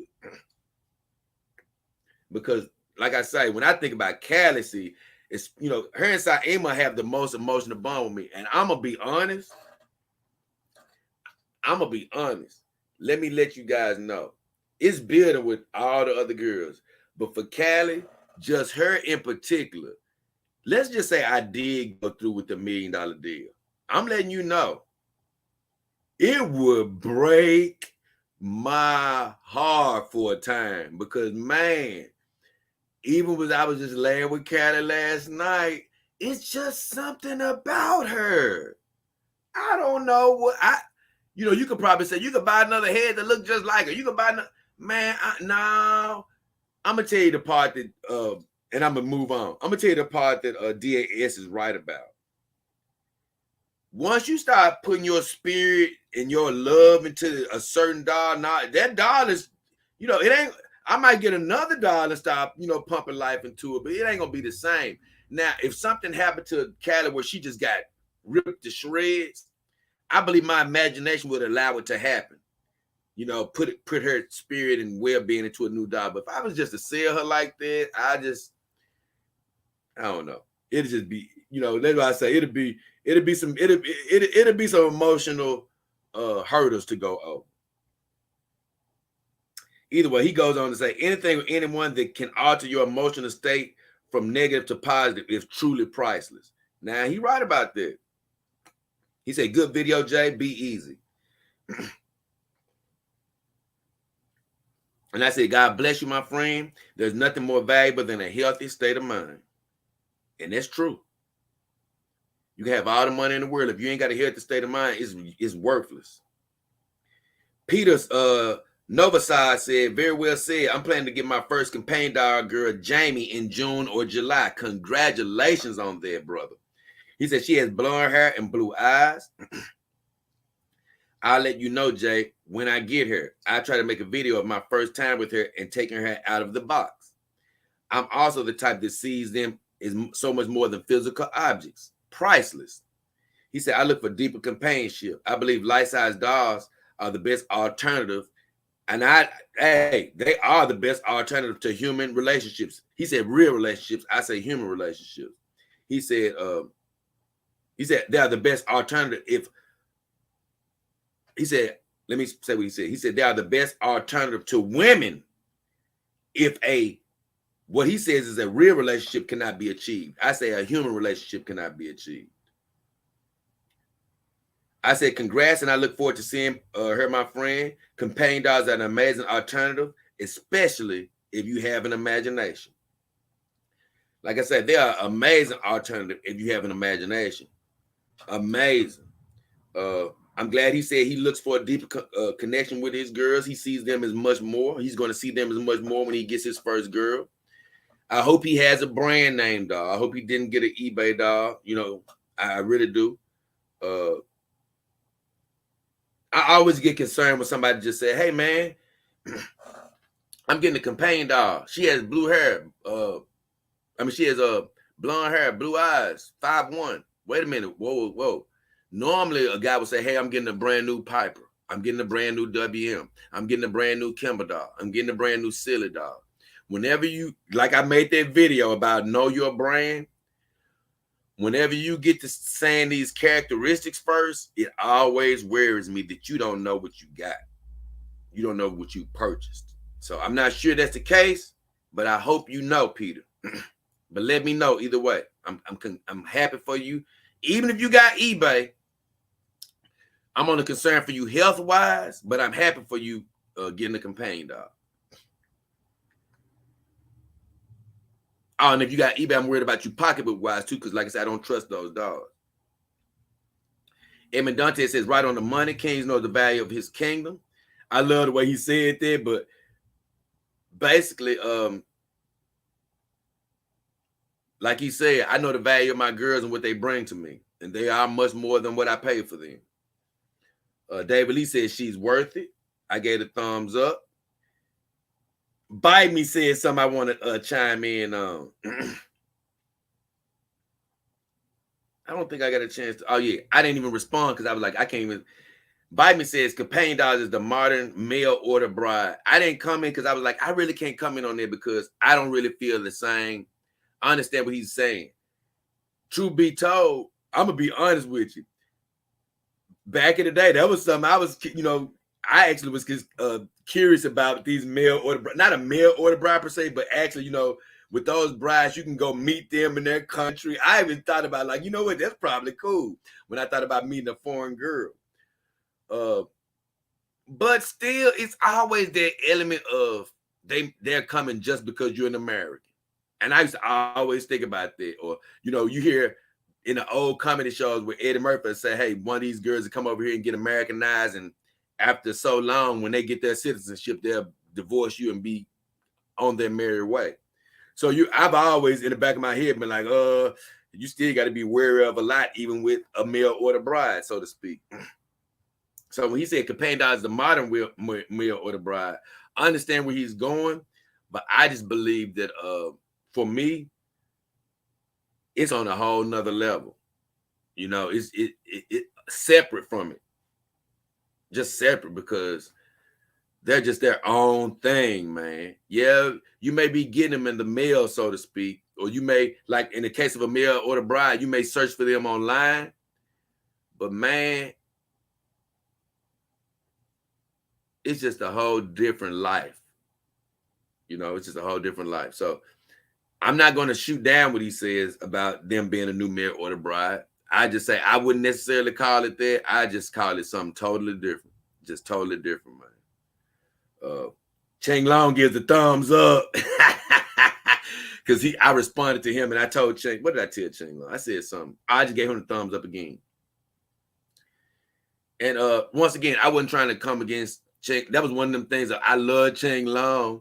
I didn't want to make him feel like I was trying to hurt his feelings about him saying that he would get rid of his companion dog in order to make room for his potential bride. I didn't want to make him feel bad. I was just trying to say, hey, man, if that dog does have a place in your heart and you don't want to get rid of it, then that's the case where you need to find a woman that's going to be cool with what you love in your life. Because you can find that. Especially more and more women I talk to, you can find a woman that's cool with a companion dog.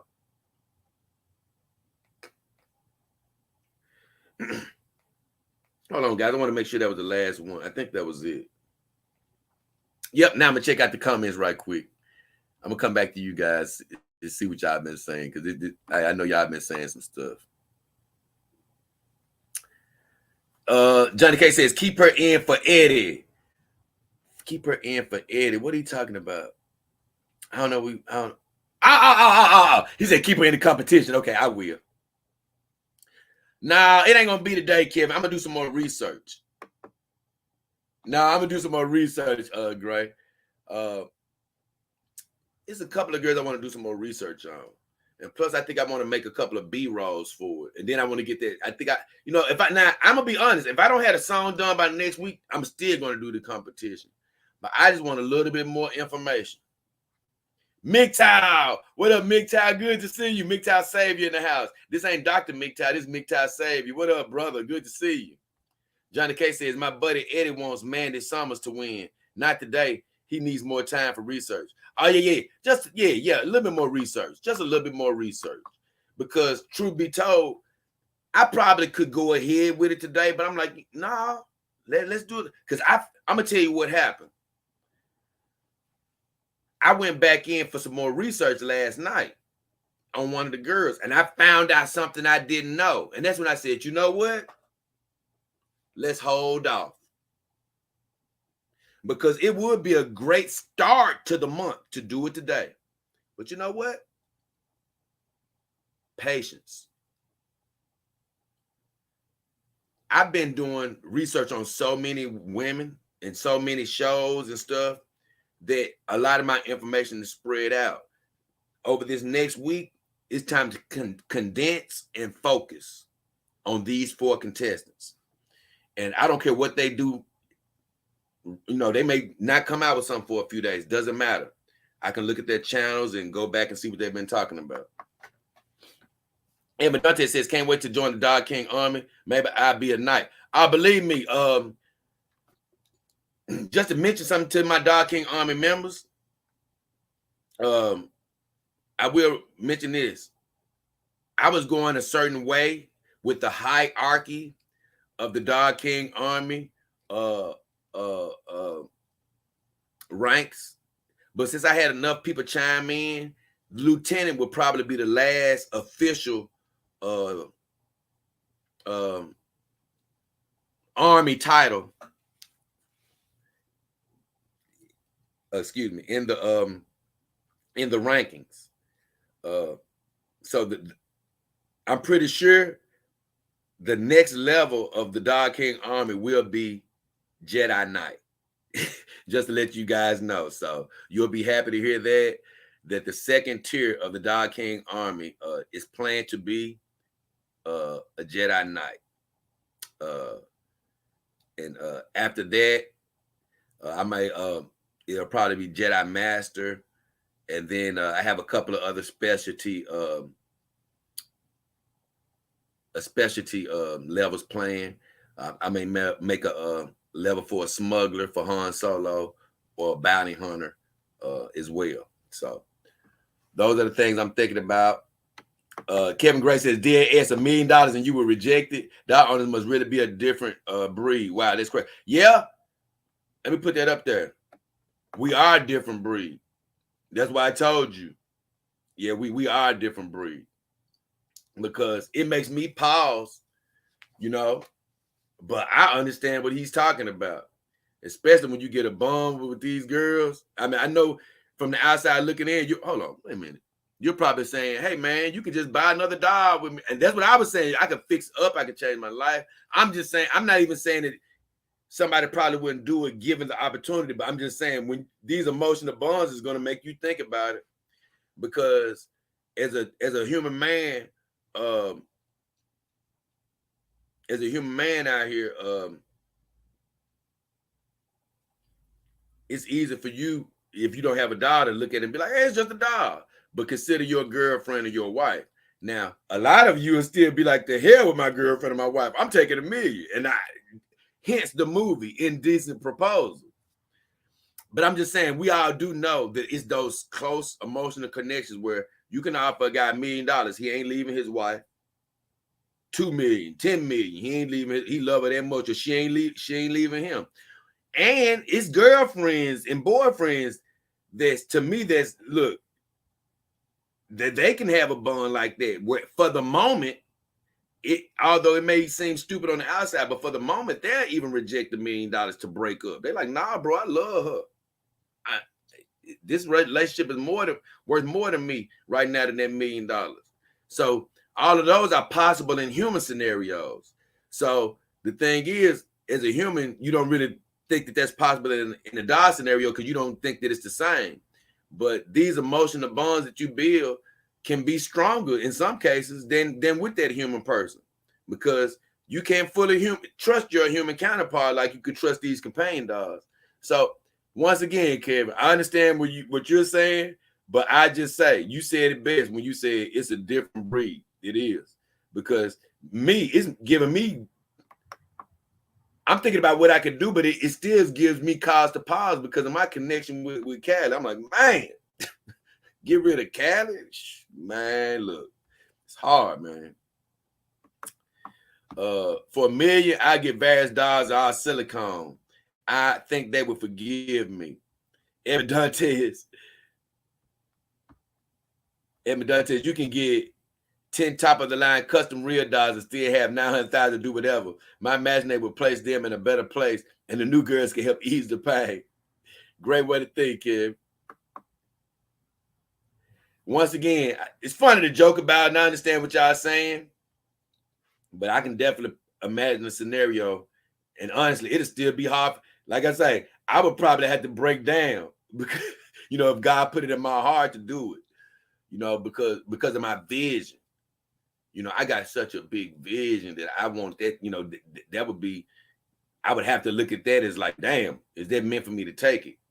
But emotionally, man, it'll be hard to make that decision. Emotionally. Johnny K say, I was thrown off when Thanos won the first one. Man, it made all the sense in the world as it started adding up. It made all the sense in the world, especially when you think about who was in that first round. I don't see, I didn't want her to win. I wanted Venti to win, to be honest.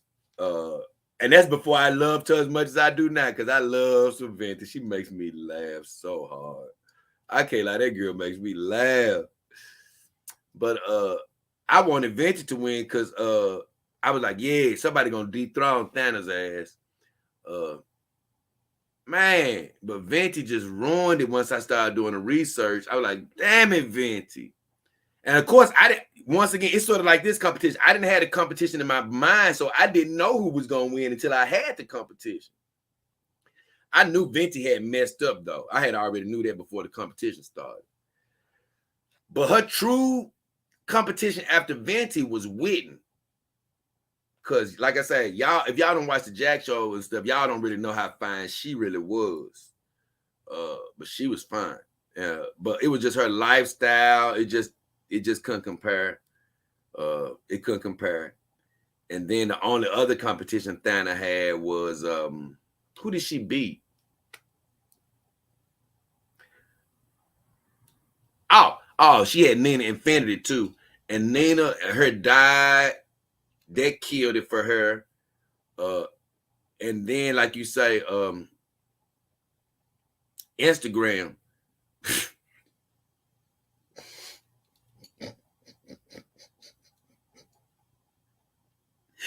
I hate to laugh like that. I'm just saying, I'm only laughing because I'm just, God bless her. Because, like I said, once again, I'm about positive things. I don't want to hurt any feelings. I love everybody. Hey, even the competition, I don't want to hurt people's feelings. Venti, I love my girl Venti. I talked about her burping because I want her to be better, not to hurt her feelings like some people want to hurt her feelings. But as far as Infinity, I just hate to say it because, like you say, when it came down to, I just say this: the housing of the vagina, her housing department just could not compare with Thanos. I'm just sorry, and I just say that. So I wasn't thrown off when I saw Thanos win. By the time the competition was closed, and I was like, "Damn!" That's why I said that in the competition when I was like, "Damn!" I said, "Oh my God, Thanos done pulled it out." Carol like it.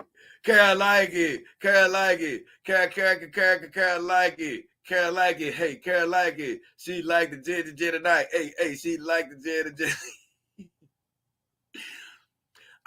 Power Brain said the Johnny Depp and Amber Heard verdict just came in. I have not really been interested in that ridiculous crap. I'm gonna be honest. I've been listening. I've been hearing people have their opinion on it, but it got to the point where this crap is ridiculous. It's completely ridiculous. I don't even want to know about this mess. But Power Brain says they haven't decided the damages yet. He said, I was Team Witten for round 1. Ooh, I'm telling you, if Team Witten wasn't the party girl, she would have won.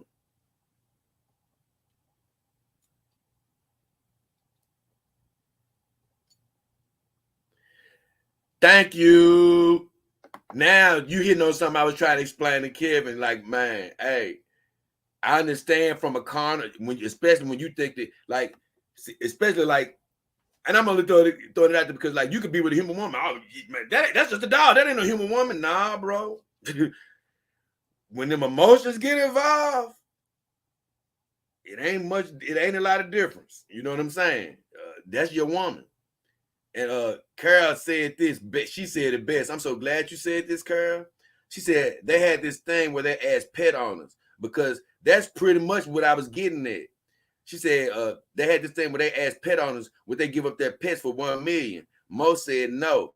Bottom line, if you got a strong emotional attachment, it doesn't matter what it is or how much you gonna say no. And I'm gonna be honest with you. Same with my cats. I mean, yeah, I can live a better life. I wouldn't want to give my cats away for $1 million. You know, so it's crazy.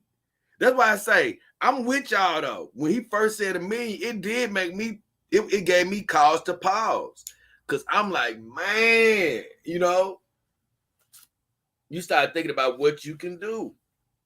You know.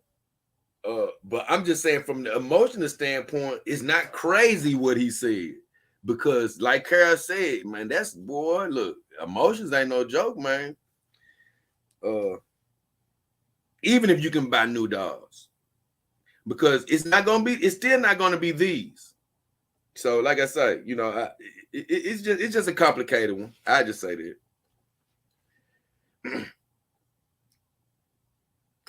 I'm gonna move on to my video called Misfit Island. And that video was all about, honestly, I'm glad to talk about this video a little bit more depth. That video was all about the eBay or black market dogs, which I don't suggest you getting. Because eBay dogs, they're these dogs, you don't know what brand they are. Hey, you can get a big booty Belinda, 5 foot tall, TPE. You don't know where the hell this dog came from. And I made this video because I preach against getting those dogs, because especially now that I've done the research, a lot of these knockoff companies, they'll melt down a lot of bad dogs, reuse the TPE. And when you use remelted down TPE, that's what causes tears. You know, your dog can't stretch as good. So you may just be at home moving your dog's arm and it tears very easily. And you think you're doing something wrong, but you're not. It's because you got a poorly made eBay dog. And so a lot of them use tactics like that.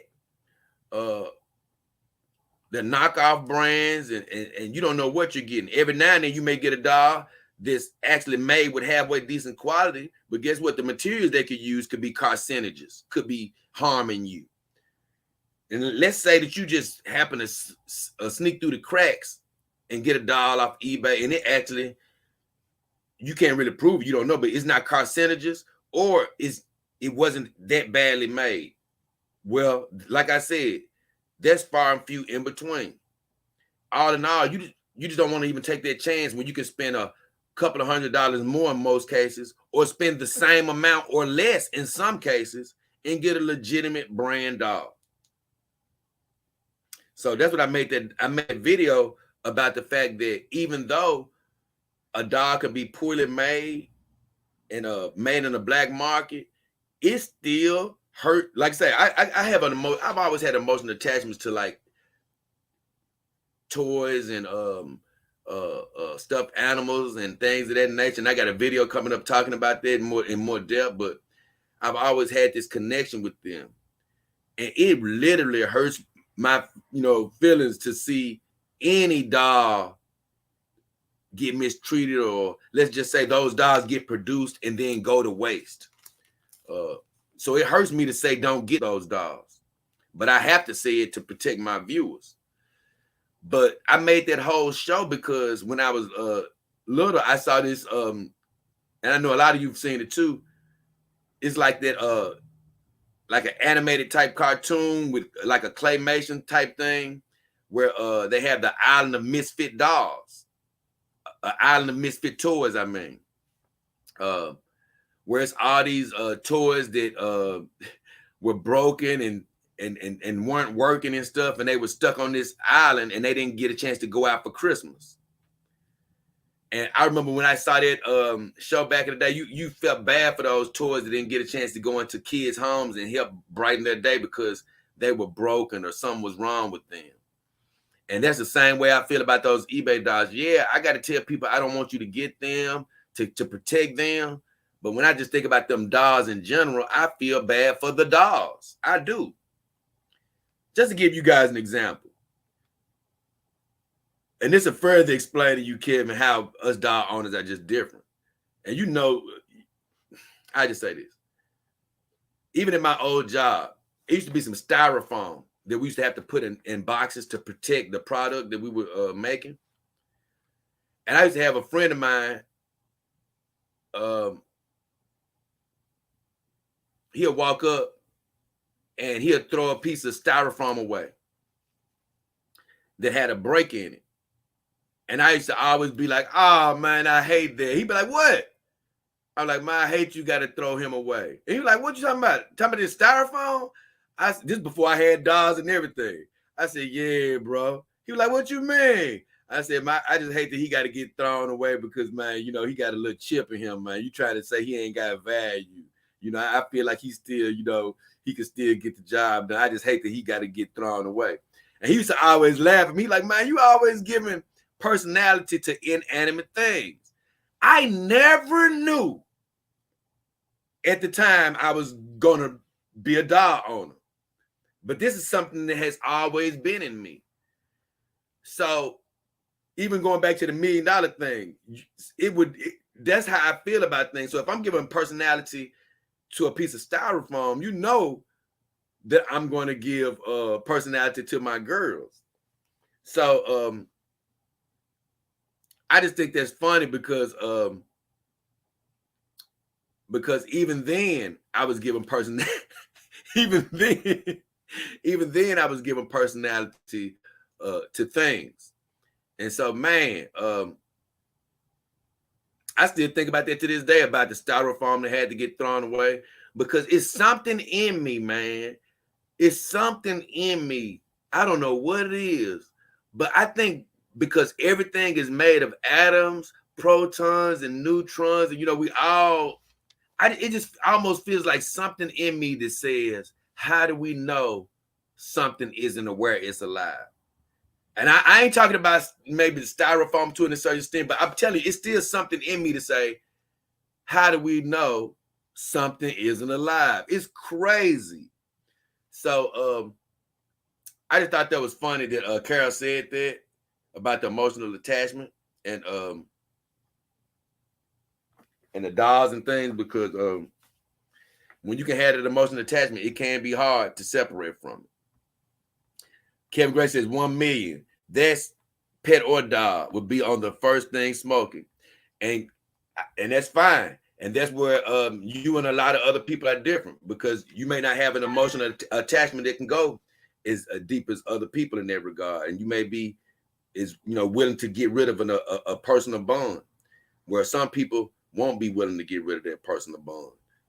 And $1 million, you know, a lot of people times as humans, it's funny.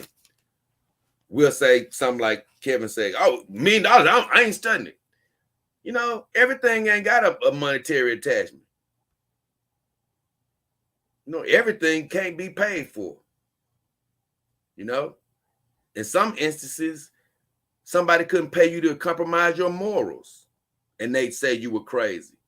Man, why won't you change your opinion on that? Man, I don't believe in that. You're crazy. That's $1 million. So I guess all I'm saying is, hey, sometimes it ain't about the money. It's just not about the money. It's about happiness. And it's one thing, money can buy a lot of things that can bring you happiness, but it can't buy happiness. That's something that has to be fostered from within. So, with all that said, I go on to my next video, which is no,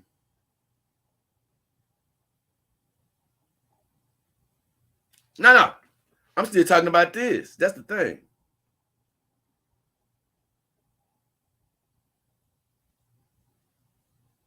Hold on.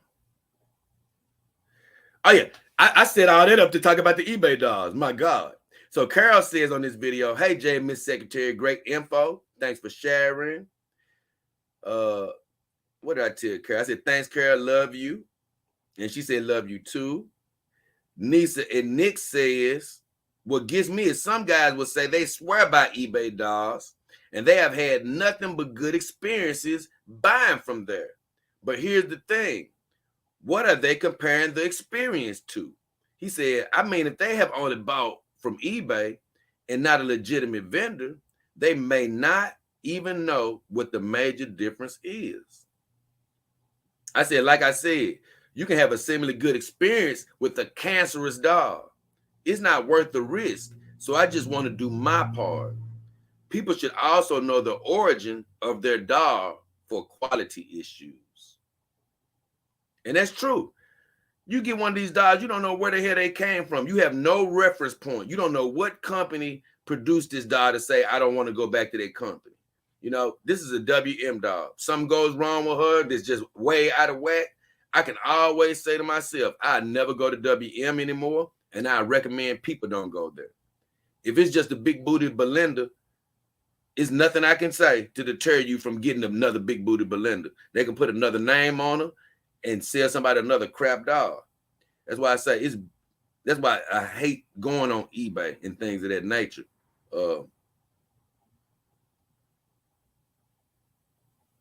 And then he's right when he says if they've only bought from eBay, they don't have anything to compare it to. And that's the thing. If you're just getting the dog, one of these knockoff dogs from eBay or a black site, you can think it's great because you don't even know what the bad quality that you're looking at. That's the only thing you have to compare it to. I don't even know what this. I don't know what Brandon Anderson means by this. I read this the other day. Let me see what I said. He said, at first I thought this was the Dodd Channel's Island of Misfit Dolls. Now he laughed, so I'm assuming that was a joke, but I don't even know what he means by that because he says the Dodd Channel, they sell dolls. I don't sell dolls. So I don't know what he meant by that. He said, which is a section where the dolls that are more challenged go. So I guess he's saying that my dolls weren't as good as the Dodd Channel. I don't know what he's saying. He said, like the tan lines are horrendous or there's damage to the skeleton. I think he thought that I was maybe selling dolls, but I had, lower quality. I think that's what he meant. I have no idea, though. That's why I couldn't even really comment on that.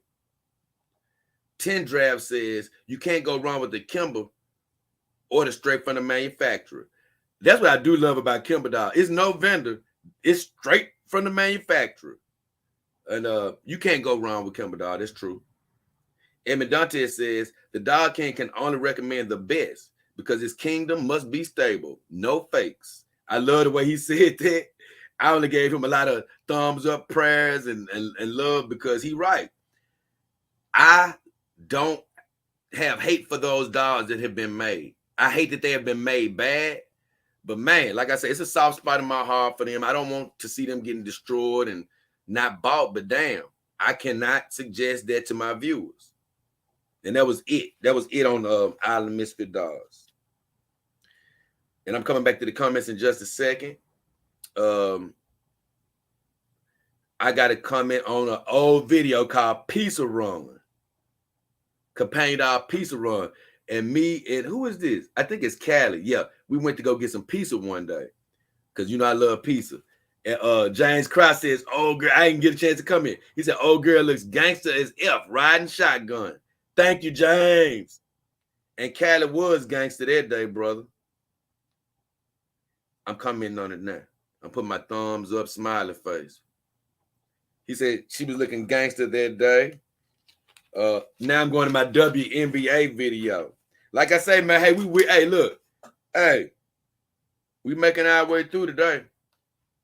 Having some fun. Like I said, it wasn't a million comments on my videos this time. And once again, that's fine. That's just how things go. Carol says on my this is perfect. This is what I want to talk about. And I'm coming back to my comments after this video just to make sure I'm caught up with you guys.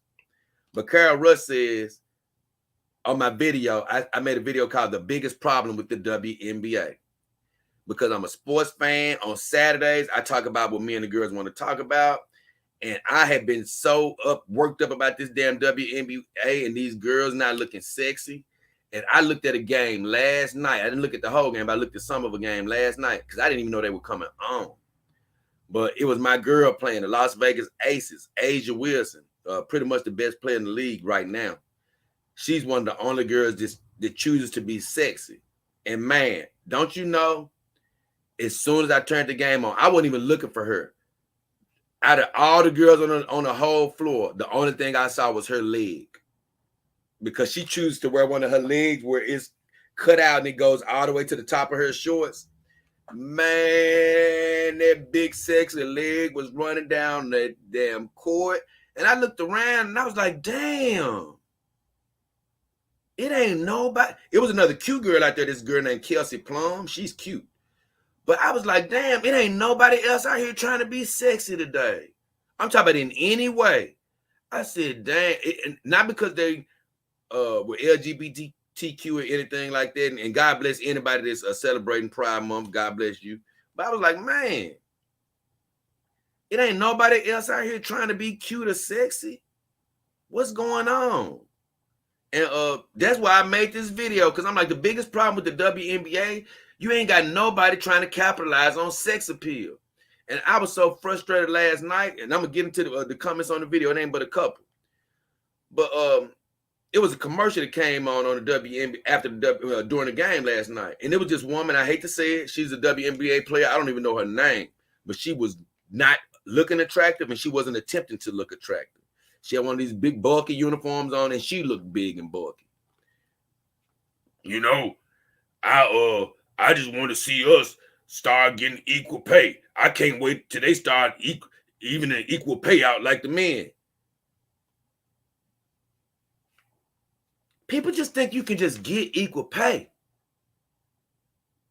No. You got to warrant that. People ain't looking at the WNBA. I'm sorry.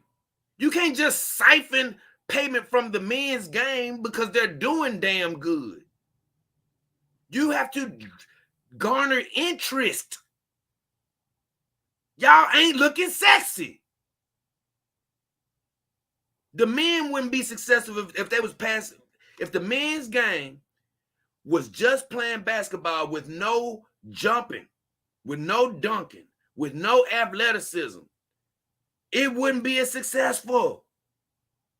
Furthermore, when women look at basketball, they see muscles. They see the definition of men. They see the men's legs. Even if the shorts aren't super short, they can see men pretty much in the same way they see them walking on the street. And like I said in that video, when I see the WNBA, none of those girls represent a woman walking on the damn street, especially not in 2022 when everybody is wearing yoga pants up the booty. These girls look like the Fab Five Wolverines from way back in the day. They got shorts longer than the NBA. It's ridiculous. I can't wait till we start getting paid like the men. You ain't getting paid like the men, looking like you're looking. I'm just sorry. Use your advantages. It may not be a more athletic game, but what it can be is a sexier game. Because I'm going to read the comments. I think somebody said it. Let me see. No, somebody didn't say it on here. I thought that they did, though. I'm going to make sure. Because I could have sworn somebody agreed with me. Nope, it's on us too. Thought it was somebody who said something, but might have been doing a stream though. But somebody said it. They said, "Hey man, it's one thing men definitely can't compete with women in, and that's sexy. Man, y'all can't out sexy no damn WNBA, bro. If they decide to actually not even, like I say, it shouldn't be imposed by the WNBA because they'll look at that as violating their rights. It has to come from the players. They have to start saying, hey man, these uniforms too big. They have to start sexying their uniforms up like Asia Wilson. And Carol says, good live. She said, I watch it all, but I didn't know what to say when you talked about Venti and Anna. It's funny though. I just got one question. Am I in the ballpark about Cecil liking Anna? She asked me a question about that. And she said, I just be goofing. Take care. This is what I told her. I said, thanks, Carol. And the human woman talk is funny. It's so funny to me. Venti is a bag of content every week. I said, I also still value the beauty of a human woman. Unfortunately, I can't answer the Cecil question because I'm not going to do that right now. That's something I may or may not talk about. I may just leave it alone because because I always mention that somebody else is in love with Anna, while they always sort of try to joke that I am. And she asked me that, and I said I'm not going to chime in on it yet. I said love you and thanks for watching and chiming in during the chat. You had great comments as usual. She said love you too. So now listen, I want to talk about her comments. I value women watching my show. I want women watching my show. I appreciate women watching my show. But here's the deal. I've always said I am a man, and there's certain things that I can't even hardly try to make I can't even try to come in from any other way than being a man. And a lot of times I do understand that I even talk about Venti, Anna, especially sometimes when I'm talking about whether they looking good or not. And as well as when I was talking about the WNBA, people looking fine and things of that nature. As a woman, I know sometimes you might be like, well, man, he talking about women being fine. Maybe I don't feel as included. Well, I don't want you to not feel as included. But the truth is, I am a man, and I'm going to be talking about women looking things of that nature sometimes. I would ask you to view it as how I view it when I'm watching Venti or some of these other girls. They talk about men, and a lot of times when they get talking about men, I don't necessarily feel like I'm a complete part of what they're talking about, but I look at it from an observation standpoint. Guess what? It's always something more you can learn. You can be looking at me talking about a woman and gaining something from it. You may think you know, I ain't talking about you, Carol, but any woman can think that they know it all and still learn something extra about a human man in some regards, or as to how we think. You may think when you're walking out that a man is thinking about this when he's not thinking about that. And you may learn that from what I say. So even when I'm talking about a woman, I might be talking about her butt. I might be talking about how fine she is or how she moves. You might not be quite interested in me liking her butt, but you can analyze the context I'm saying it in and be like, oh, so this is how you look at it, or that's how you look at it. So that's all I would say. It's not always going to be the most woman-friendly angles, but I still want you here. Now, hopefully you can choose to look at another aspect of it and get something from it. Because that's what I do, especially during the Simpcast. They talk about men sometimes, and I just be tripping off some of the stuff they say because they had me laughing when all the women was basically like, I don't want to be the smart. Man, they had me laughing. All the women was recently saying, I don't want to be the smartest person in the relationship. I mean, all of them. And as a man, you might be thinking like a woman always, no matter what, you may be thinking that she wants to be, but look, they over there saying, hey, I don't want to be the smart. I want him to take leads. And they had me laughing, so it's always something you can learn. Blue CCG says, hey, J Health and the girls, thanks for the Dog King Army shout out. Sorry to have missed this live, but I'm enjoying watching it now. Most definitely. I'm always giving shots out to my team members, man. Hey, once again, I do it now. Carol, because guess what? They paying the cost to be the boss, baby. Carol Rush, Sheila Bell, Kevin Gray, Blue CCG, Tom Tuttle, Dawes, and my guy, Heavy Metal Maltese. Love you guys. Love you guys.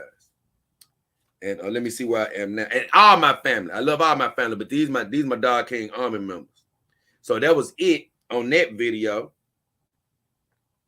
And I got a couple of little one-offs here. I think I do these little one-offs, and I'm gonna come back to the stream. I don't want to stay away from you guys too long.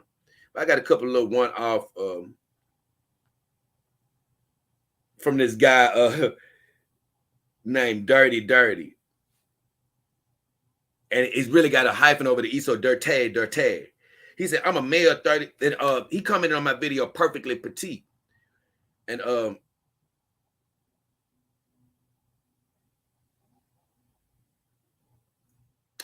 that was the Dog King Power Hour. Basically, I think when I was saying how, man, there's nothing wrong with smaller dogs. And I don't like the fact, you know, how they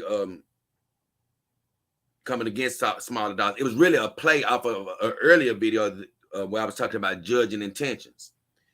You know, I was still talking about how, man, you know, some people need these smaller dogs for all type of reasons. Some people are older, you know, they need to have a smaller dog. Some people aren't as big, all type of stuff. And Dirty really spoke to what I was saying about how they need to watch these sanctions on a dog just based off of whether they're tall or not.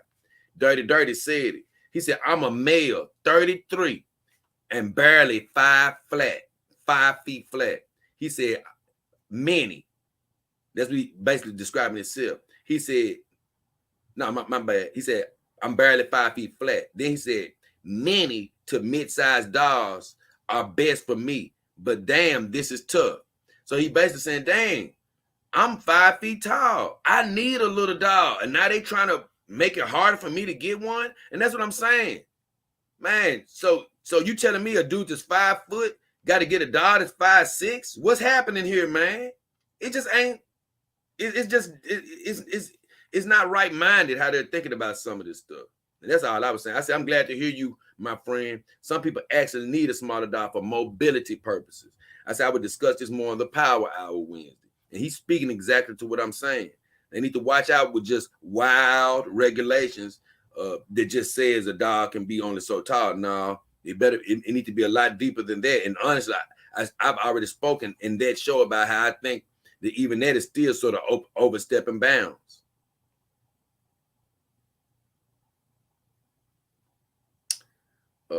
He made another comment, I think, on judging intentions, actually.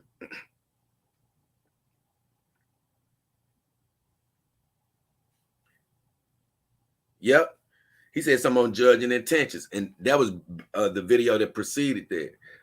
Where I was talking about, it's crazy how I don't think that people should be able to try to judge a person's intentions.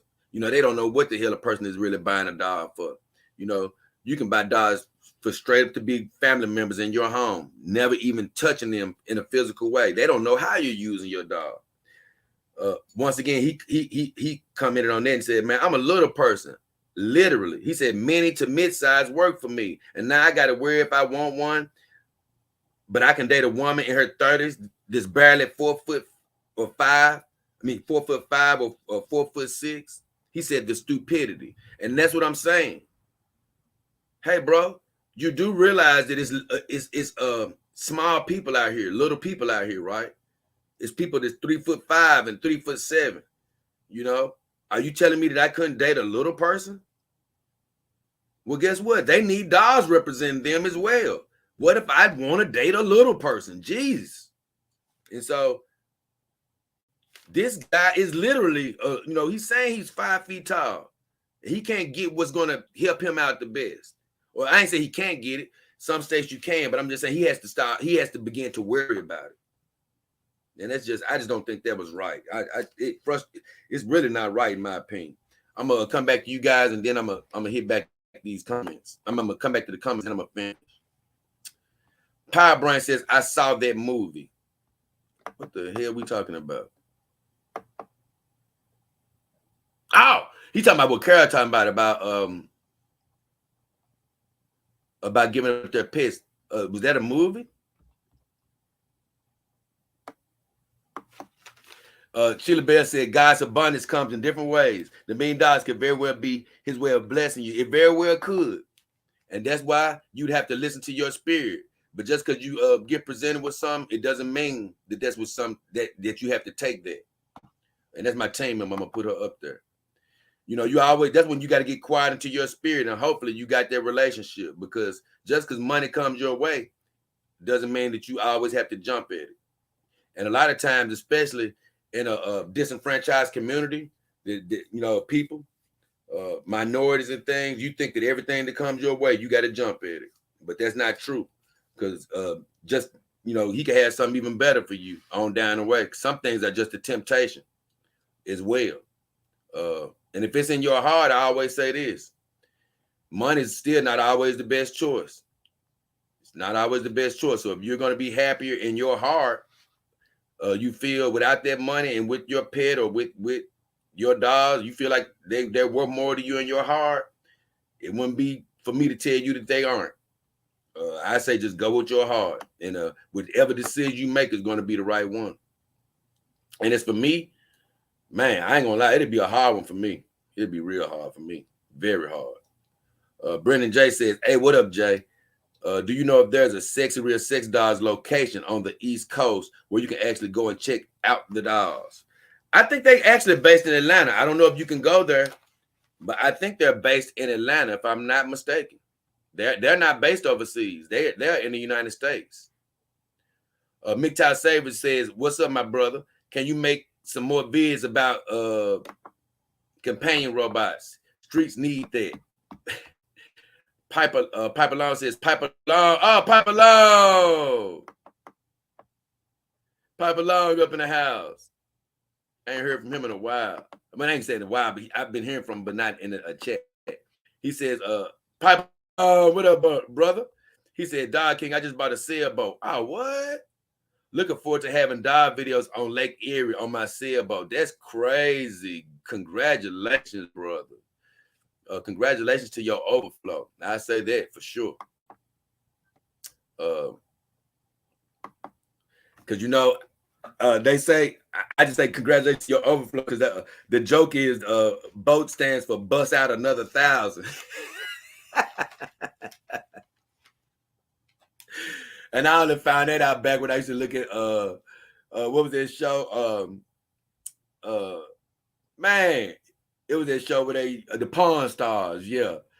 He used to say on there every time somebody used to try to sell him a boat. You know what BOAT stands for?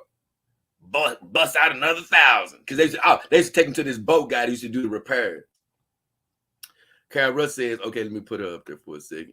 Thank you, Sheila Webb, for coming, because I don't see her coming a whole bunch. It's good to see her drop in. I got to throw my team members up here.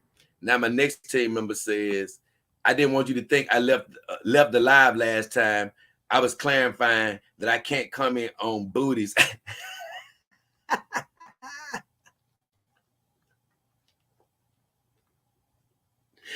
I already know. That's why I say I come in with the women because, like I say, I already know that. It's just like when the girls like, okay, put it like this. The girls be over there talking about all type of stuff, man. I promise you. They be talking about all type of stuff. And hell, I hear what they like, but I'm not commenting on it, So I be in the same position. But I still be over there getting information. Lovely girl says, hello there. What up, lovely girl? Good to hear from you. I'm fully caught up now. It's good to hear from all the team members. I just want to say that. And like you say, man, my team members chiming in, throwing their weight around in the chat, and I love that. Once again, I want you guys to join us. It's the holy number 7 right now. We can at least get to the holy number 11, baby. Hey, go from 7 to 11. I'd be really happy. Right now, you can come in at the entry level of $2.99. If you ever want to donate to the show, you can do a super chat, super sticker here live. You can always go to my about on YouTube, PayPal, or Cash App. And I sort of hinted at it earlier. I'm probably just gonna have to do a whole show about it one day, but I do plan on doing something called Biking for Companion Dogs, where I'm trying to do a fundraiser for my channel to keep it going strong. and I'm gonna make a GoFundMe for that, and hopefully people can get the word out and get some donations going, so I can keep this channel going strong. But other than that, guys, I'm gonna get back into these comments on these videos. We're gonna get ready to close it down because we almost done. Hold on. Oh, I forgot I do got the venture report that I got to go through today, though. Oh, you already said that, Piper, but it's good for everybody else to know that. Piper says, I bought a $1,500 coffin for my vampire dog, Davulia. Going to be showing her off her new coffin in my next YouTube video. Yeah, already. You said I thought you said you had it already. Because I said, that's cool. Or maybe you were planning on getting it. But I said, that's going to be cool. Because I said, man, dude, I'll be laying her in there every morning. I got something in my eye. Hold on, y'all. Oh, I got something in my eye, y'all. Hold on. I think it's out. I hope it's out. So my next video.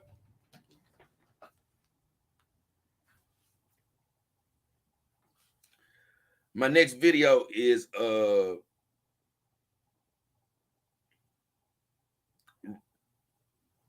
reset button, and I'm gonna read all of those.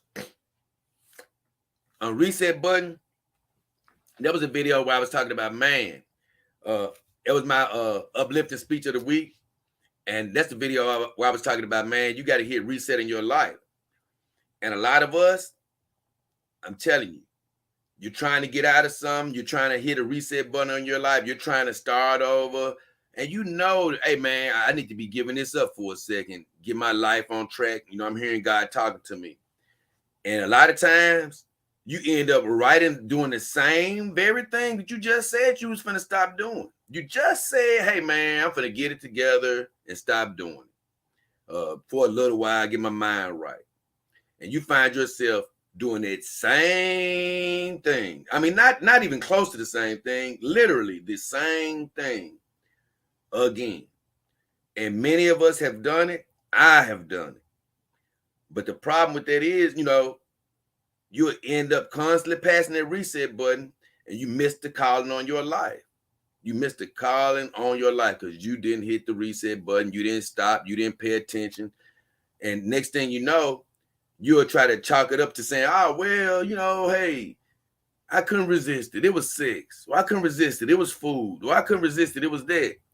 I know that I hear the calling, and you'll keep ignoring it, thinking that calling is going to come back, and you're going to wake up, and you're going to be at the end of life, and you're going to beat yourself up because you never found out what was on the inside of yourself. You know, constantly fulfilling your desire, you know, constantly like painting over that through somebody else or through something else. Instead of figuring out what's on the inside of you, you just go ahead and give in again. You know, trying to heal through somebody else or heal through food or heal through some other type of a habit you got. And I just said, man, at some point, you need to hit the reset button and see what's on the inside. Hit it. Stop doing whatever you're doing. And it may not even be something you got to stop forever. It's just the fact that God may say, hey, you said you want to find out what's on the inside. I didn't say it was going to all be fun. But you got, hey, if you're going to stop for a second. And so that's what that whole show was about. And I had some comments on that. And Blue CCG says, my favorite show of the week. I hope you and the girls are doing well. God bless. I said, thanks and God bless you, my friend. Sheila Bell said, thanks for another inspiring message. I just thank you for saying that, encouraging words. Like I say, man, a lot of these things I just pray about, and I never know what it's going to be about till God puts it in my heart at the last second. Cerulean Electric Throne says, this is such a positive channel. And I gave them prayers and thumbs up. Makes me feel amazing to hear people say that they're getting some encouragement. And Terabyte Hero says, hi, Jay. I'm trying to find a video I saw you in before. It was like a documentary about a woman-focused channel. Do you remember what channel that was? And I was like, the only one I could think of was what Truly did on me. And I got that video posted in my community section on YouTube. I said, if there's another one, I'm unaware of it. I haven't seen it. And like I said, they did it without my consent. So there's that video. The next one is Protect Her Hand. I'm going to be honest with you. Protect Her Hand was such a fun live. I did that on Monday. And honestly, that was supposed to be a standalone video like I always do. But I had to just motivation from God to say, hey, you know what? Just go ahead and do a live, touch bases with the people. It's a holiday. You want to just, and I ain't gonna lie, that's what I did. And man, it turned out to be so fun. It was a great live. And it was all about, you see how I got the white gloves on her hand right here? It was all about, hey, be careful with your companion dog's hands because it's pretty much the most sensitive part on your girl. It's the most sensitive part and the most part that can get damaged. And so you want to be careful when you move her around, because I saw this guy, and he's going to be mentioned in here, but I probably won't even say his name because I don't even want to give that type of stuff publicity. I let you find it on your own. But I saw this guy. I don't think he was really being malicious. I really don't. I just think he was more ignorant than anything. He didn't know what he was doing or what he bought. And that could be malicious in of itself, not knowing what you bought. But he had just bought a brand new real dog, man, and was handling this dog. It may as well have been a damn cotton doll or something, the way he was handling that dog. I'm like, no, bro. He had the dog's fingers where it was getting bent up. And if it wasn't for real dog's technology, they would have surely been finger pokes the way he was handling that dog. Then he eventually threw the dog in the closet. And it just had me disturbed. I just hate to see a dog get mishandled. And DAS commented, a team member, he said, great stream, Jay. I hate seeing abusive dog videos. He said, too. He said, very disturbing. And that's exactly how I feel. He said, I can't believe guys would spend that much a coin and not research the dogs at all. That's what I'm saying. Like, some guys do have money to just throw away. But damn it, bro. I hope that ain't, I mean, you get a real dog. That's why I say I'm glad I started out in the dog game like I did, man. The only way you're going to treat a real dog like that is if you don't know nothing about the dog game. Because I get into more about it later, but it pains me. He said, it's a big commitment. I keep telling people, the dog game ain't what you think it is. It is a big commitment. He said, I took almost a year learning about the dogs before I pulled the trigger. You have to know so much. Washing, oiling, drying, clothes staining, posing, storage, delicate wire fingers for sure. None of my ladies have finger pokes or broken fingers because their owner takes great care of them. Let me tell you, you can make a mistake and get your dog with a finger poke. You can, a freak accident. But you shouldn't have that happening a lot if you're caring about your girls. And he's right. I've touched my girls' hands a few times by mistake and was scared that they might be damaged, but they never have been. And this is me being the most careful I can be. But when you care, you can prevent it. He said, my ladies are lucky, and they damn sure are. He said, it makes me sad to hear so many dogs are mistreated. It's a shame. He did some crying emojis and things. But his dogs are lucky because whenever you're taking care of your dogs, make sure they ain't getting hurt, you're a damn good owner. And I said, hey, my friend, so much to learn is right. And your girls are definitely lucky indeed, my friend. More on the power hour. And I just want to give him props for what he said. And when he talking about it hurts him, oh, man, like I say, when I saw that dude carrying that dog, it just made my stomach just ball up. I'm like, dude, I don't want you to see doing any dog like that, but this is a damn real dog. Have you lost your mind? Man, Heavy Metal Maltese, another team member, says, I'm going to buy each of my ladies their own single bed with blankets that fit their personalities and have them ready for them when they get unpacked. I just said this. I said, that sounds like an awesome idea, my friend, and great imagination. I think that'd be cool, to have all these girls in their own bed and all that. I don't, I got so many other ideas for how I want my setup to be. And I just say this, you'll see it when I get it said. Piper Long says finger wires are the #1 flaw and quite possibly the only flaw. And I didn't write him this. He said in sex doll and companion doll manufacturing. But I didn't write him this. For me, the only other thing that you really could not like about companion dolls, and that's what the TPE is, dirt settling into their pores and having to clean them and things of that nature. But other than that, it's the damn hands.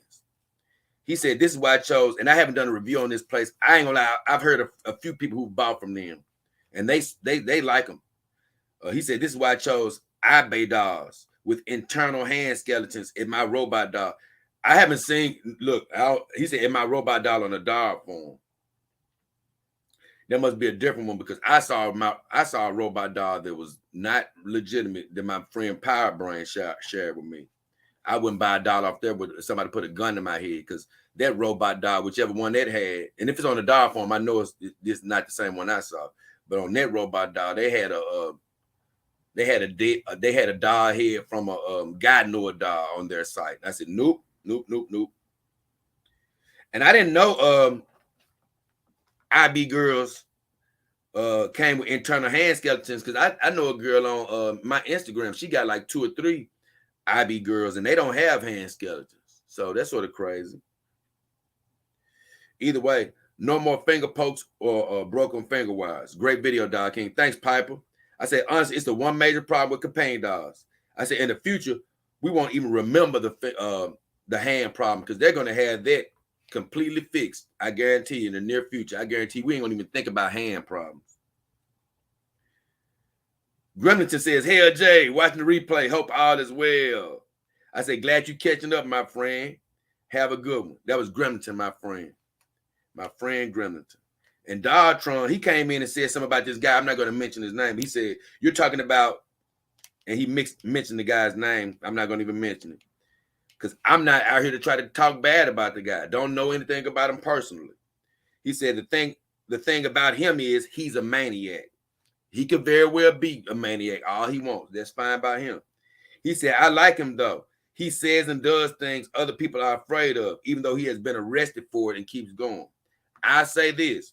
If one of the things that he says and does is abuse dolls and he thinks that that's good for sensationalism, once again, I'm not going to dog him out. That's something I'm not going to get into.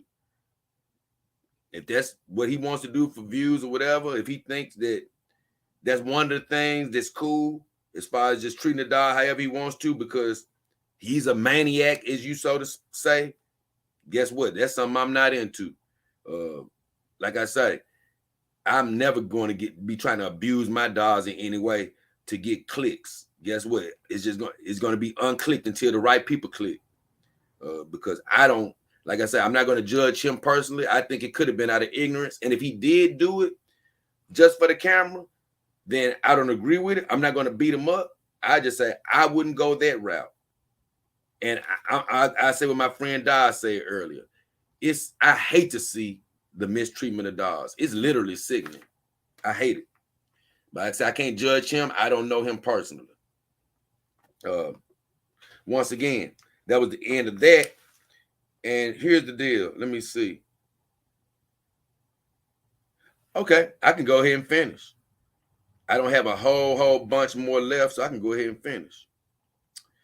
Dodge found my video on my mother. It's called The Mother of the Dog King. She was the first family interview I did. And it's funny, I was talking to somebody on the phone the other day that was bringing this up to me, saying he had found my brother's video and he found my grandmother's video. He hadn't seen my mother's video yet. And he was saying how, man, he think that can be very good for people to see about the family interactions. And I was just telling him, I said, hey, man, I made those videos so people can see how I am interacting with my family. I said, but I didn't make those videos so people can see that my family reacted good to me. That ain't why I really posted those videos. I really posted those videos to say, I don't give a damn how they really reacted.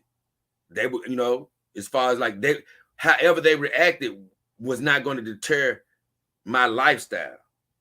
That's basically why those videos exist, to say, hey, my my family, they can feel good or bad about them, and I want to hear what they say. But they could have told me in those interviews that I hate the dog life and I don't want you in it, because I told them before those interviews, don't hold anything back. If you don't like something, don't say anything good for the camera. Everybody assured me that they gave me their real views. And so my mom, my brother, and my grandmama, they said they gave me their real views in those interviews. And so they could have told me they hated the dogs. I only made those videos to say this. Hey, of course I'm glad they love me. They're gonna love me and support me anyway, whether they like the dogs or not. But I really just make those videos to say they can like them or they can not like them. But one thing they're not gonna do is make me go away from the lifestyle. I'm not gonna live my life according to anybody else, as well as they shouldn't be living their life to make me happy. If they decide, if my brother goes with a human girl, it doesn't matter what I think. If he's happy, he needs to be happy. Same with my mom. She finds a connection. Guess what? She can introduce them to me and hope that I like them. But if I don't like them, she can't let that stop her happiness. So same with my dogs. Hey, these are my dogs. I introduced them to my family. Guess what? If you like them, that's good. If you don't, I'm still going to live my life. And that's what I told the guy that I was talking to on the phone this weekend about that situation. He was like, man, this is some good resource material for people if they ever run across it. So DAS said, I just found this one. He said, I'm jealous at how cool and how close you are with your family. Your mom is a very open-minded and great lady. Peace. Now, I gave him a short answer. I said, thanks. We're all blessed in different areas. Glad you found it, my friend. Have a good one, and thanks for going back in the archives. DAS, I know you like to go back and listen to all the streams, so I tell you a little bit deeper.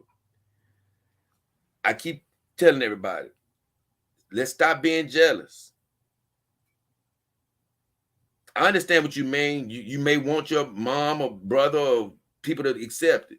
But my thing is, have you told them?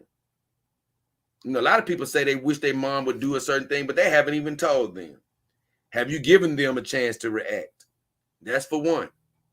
If you've told your parents and they don't accept it, once again, don't be jealous. I'm going to tell you why. We're all blessed with different things in this life.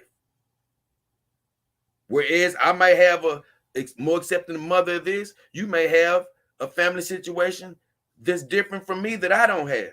You may have a job situation that's different than somebody that they could be envious of. You can have assets that somebody wish they had. It's always something to be jealous of. The best thing about it is, and I'm not meaning jealous in a bad way. I'm just saying, let's be thankful for the gifts we have and realize it's always somebody looking at you saying, I wish I had that.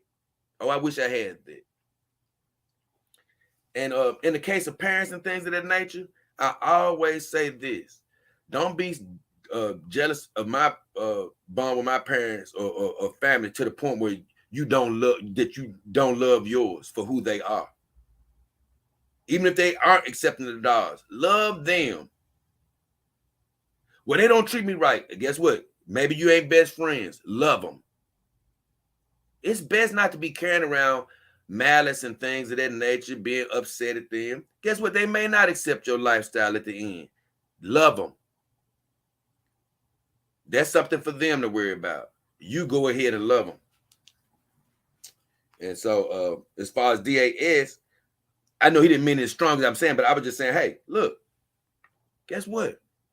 I guarantee you, if he went down a list of the good things in his life, I'm sure it'd be something I'd be like, oh, man, my life could stand improving here, and there. But we can't be jealous. Only thing we got to do is keep building. Keep building ourselves up. Keep striving for excellence. Guess what? God will open every door and everything we need to be open. You know? Because there was times in my life, you know, even back then, man, I wish I could be rich growing up. No, I'm glad I wasn't rich. I'm living the life that I was, you know. Of course, I want abundance. I want to be able to help others outside of myself one day. But I'm just saying, growing up, maybe I wouldn't have learned half of the things that I know now in a different situation. So I'm thankful for who I am. I want you guys to be thankful for who you are, even with the negatives. I appreciate that though, Dawes, because like once again, I told you, whenever I get comments, it just allows me to go off on a deeper subject and try to help somebody in a deeper way.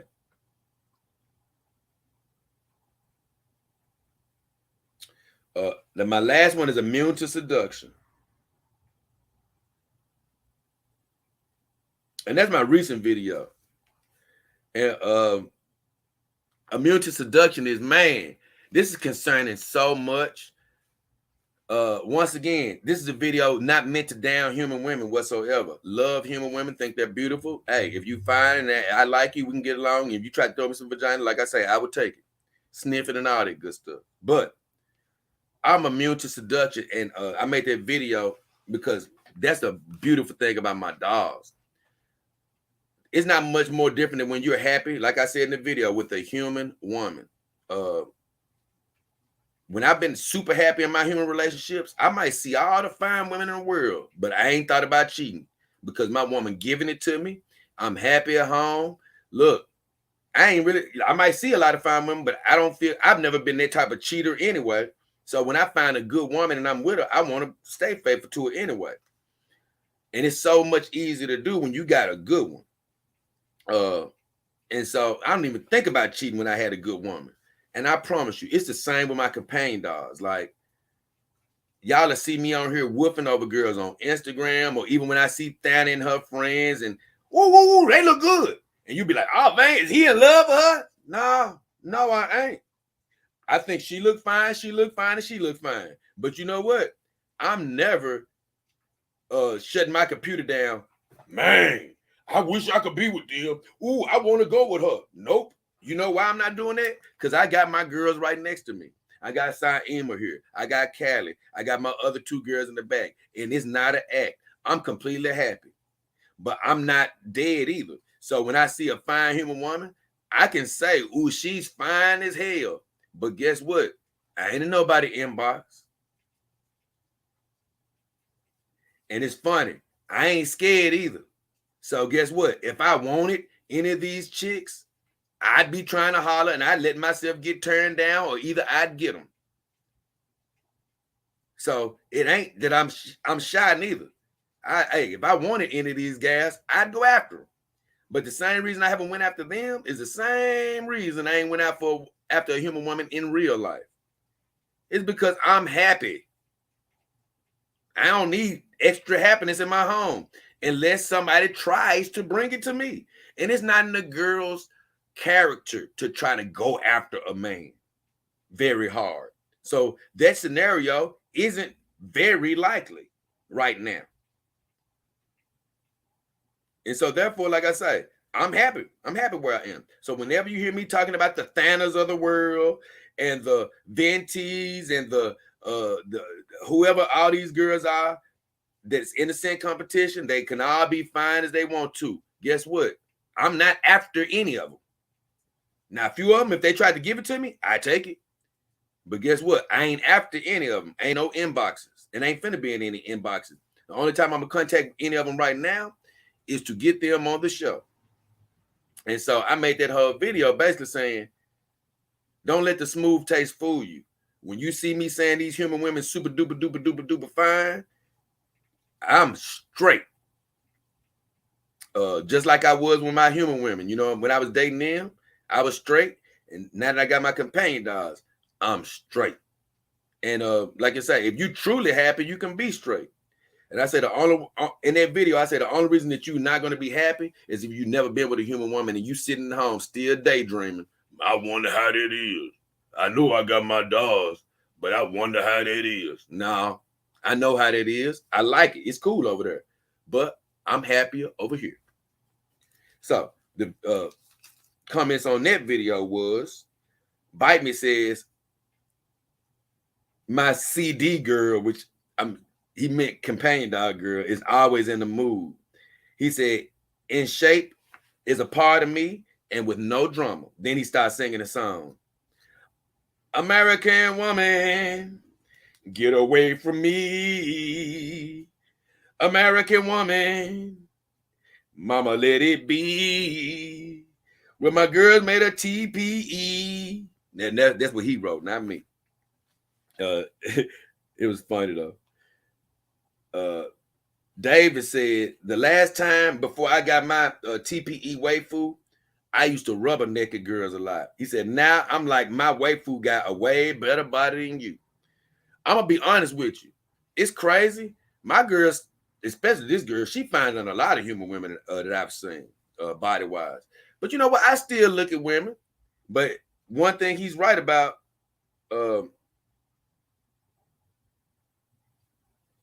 I look, but like I told you, it's not the look with the want. Because when you don't have a companion dog, I'm telling you, man, or when you ain't in a relationship, you ain't got nobody, right? And you just a single guy out here. You can see these girls, it can literally stress you out.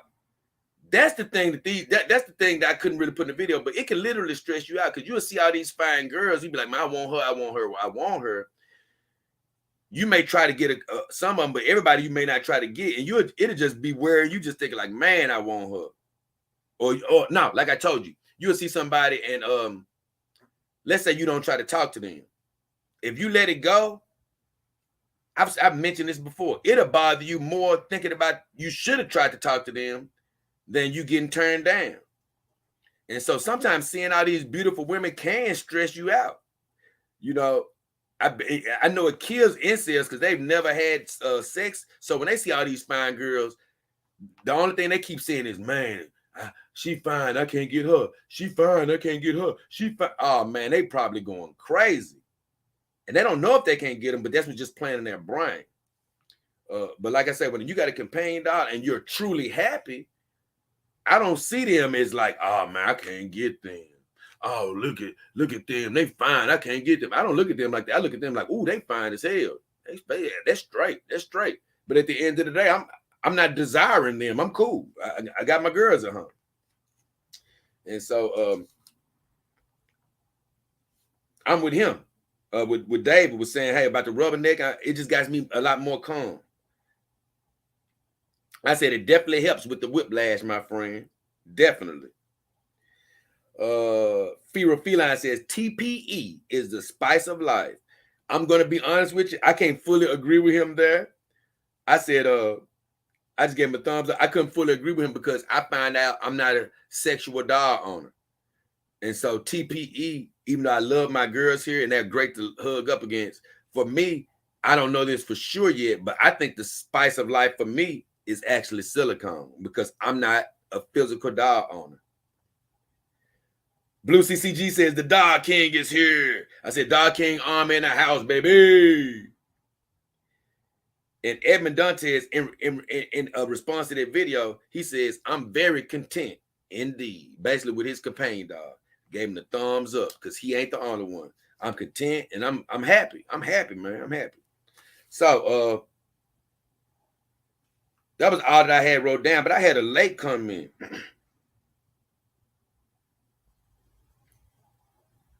Yep, I had this late comment came in today. It was from the man they called Dan, Australia. He said, hey, JDKH, I love your channel. He said, I have to admit, I'm surprised that a company called Fine Love Dogs didn't make the cut. Because he made a comment on my old video, on an older video from this year, the best companion dog vendors for 2022. He said, they are surely one of the best vendors in the world. Even if they are, once again, I told people when I did that best vendors of 2022, that wasn't my best vendors of 2022 because I haven't used every vendor. I do know the top rated vendors in the world, you know, and I haven't even heard of Fine Love Dogs. I'm gonna be quite honest with you. I'm not saying they're not legit or anything. I haven't heard of them, but I would say this: that still wasn't my list. That list was compiled from like 8 different websites who had listed their top 5 companion dogs. I mean, their top 5 companion dog vendors. I took the best of the best from all 8 sites, and then I made a list from their best of the best. So it really wasn't my best of the best, even though I am familiar with several of the vendors that they had in the competition. So with all that said, I don't even know anything about Fine Love Dogs. Never heard of them, honestly. And I'm just looking them up right now. I mean, just on my own, just to see what pulls up. They seem to be a legitimate company just from the website. The website address looks to be legitimate.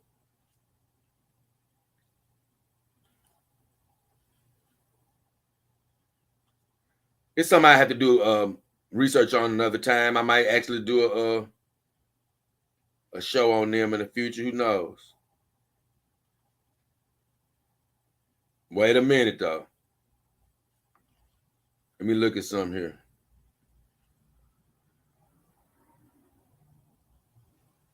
What? Okay.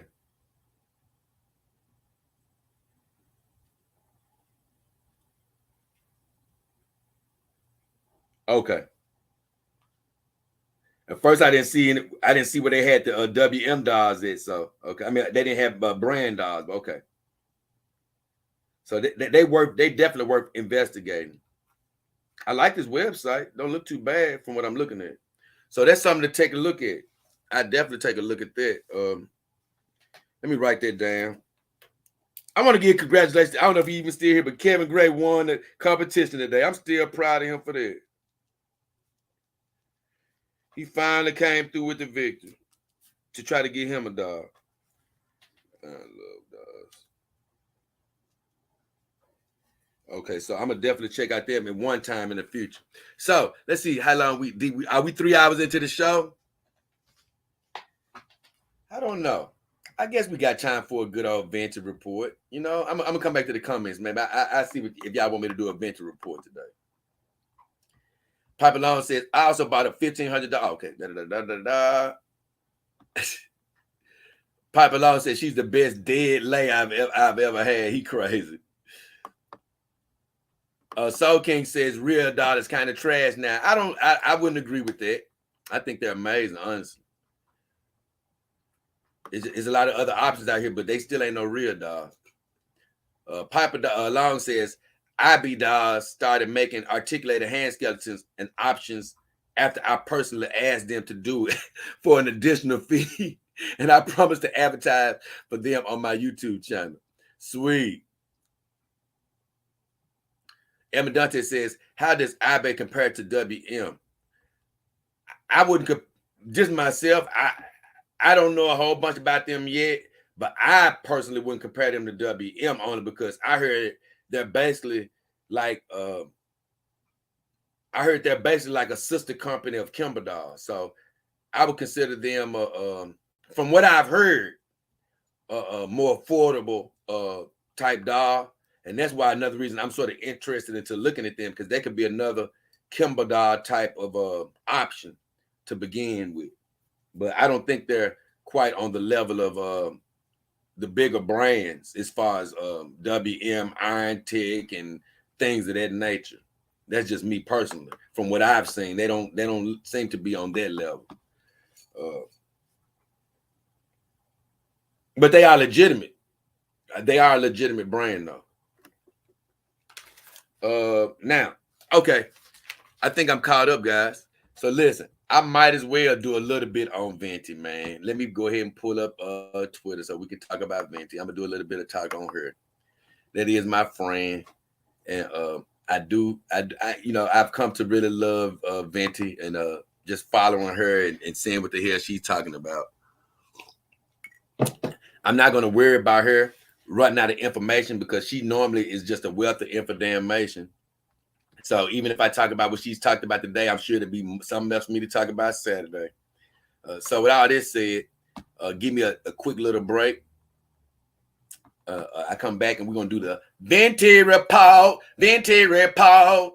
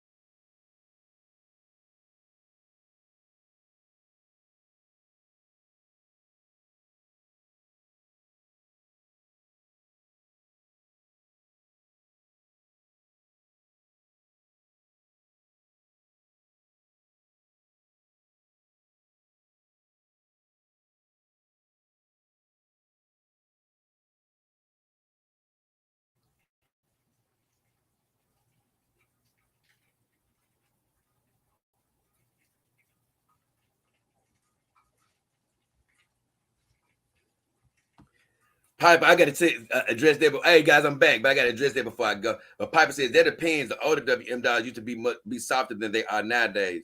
My IB dolls feels almost exactly like a Kimber doll, and I love the way the Kimber dolls feel. I ain't gonna lie, I love the way my Kimber dolls feel too. But I don't know what doll you got, Piper, but WM has this super soft TPE right now. I don't know which one you got, but because I do know that you could have got one of the WM dolls without the super soft TPE. But Lord, let me tell you, the super soft TPE they got now, I don't know what the old ones feels like, but nah, I love my Kimber dolls and I love the way they're made. I love the way they're made, but they ain't softer than this Piper. I promise you, they ain't softer than this. Oh no, not my. I don't know.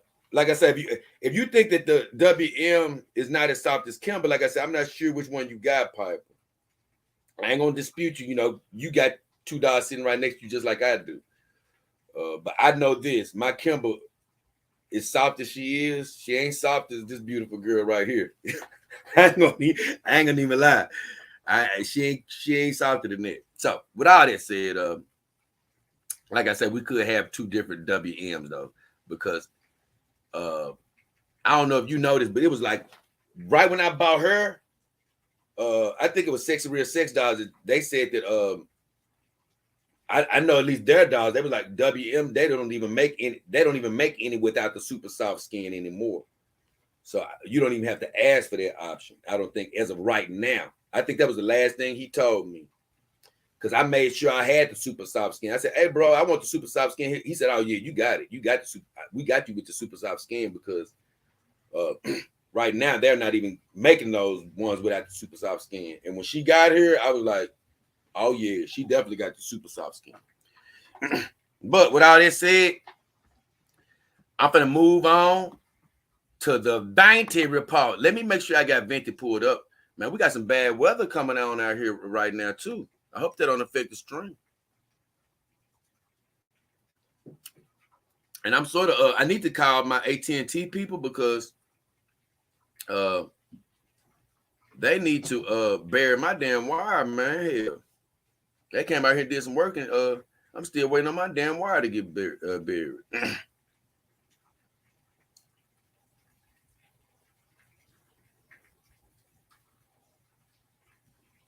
What the hell? Man, I was just looking. I'm not interested in it, but I was just looking on Twitter as I'm trying to get this to load up, guys, and it's taking a while. I hope it works. I hope I get a chance to do the Venti report today. Because it's sure taking a while today. It may be because of all this rain, though.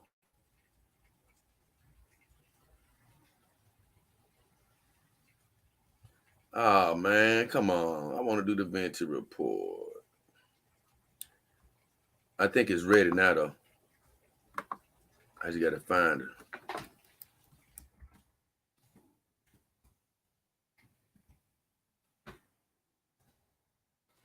Give me a second, guys. And if it gives me too much trouble, we'll just have to skip the Venti report for this week. But I believe I can do it. I really want to do it because this girl is just a wealth of funniness.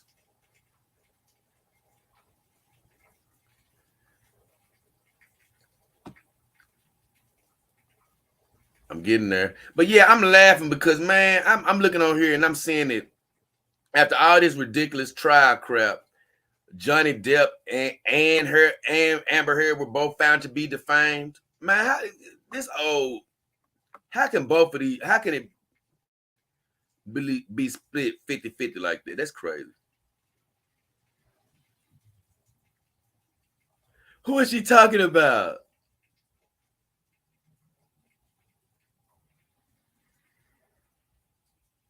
Oh, okay. I'm on the wrong page. I'm on a fake Britney Venti.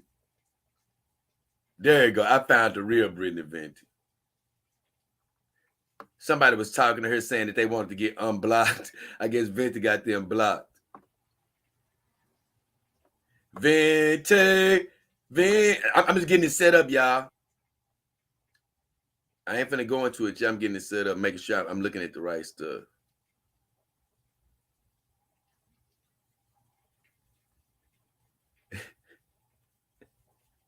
This girl is so crazy. Okay.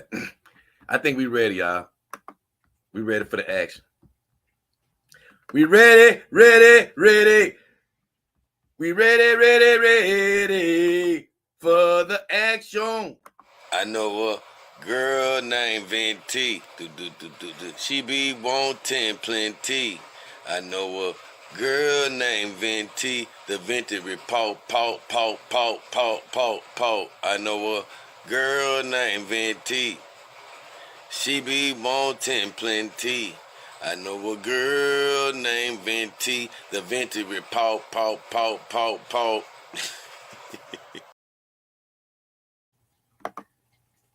The Venti Report. And if you don't know, and you're just tuning in, of course, this is a channel about campaign dogs, their beauty, and all they can bring to us. But it's also a channel about life, living, spirituality, love, relationships, all type of stuff, right? On the back end of campaign dogs. But once again, just to give a quick breakdown, I've always said since I had my dogs that, man, one of the things is missing is a great vaginal scent. Because, oh Lord, a human woman can really smell great. But with all that said, I had a scent competition, which part 2 should be next week.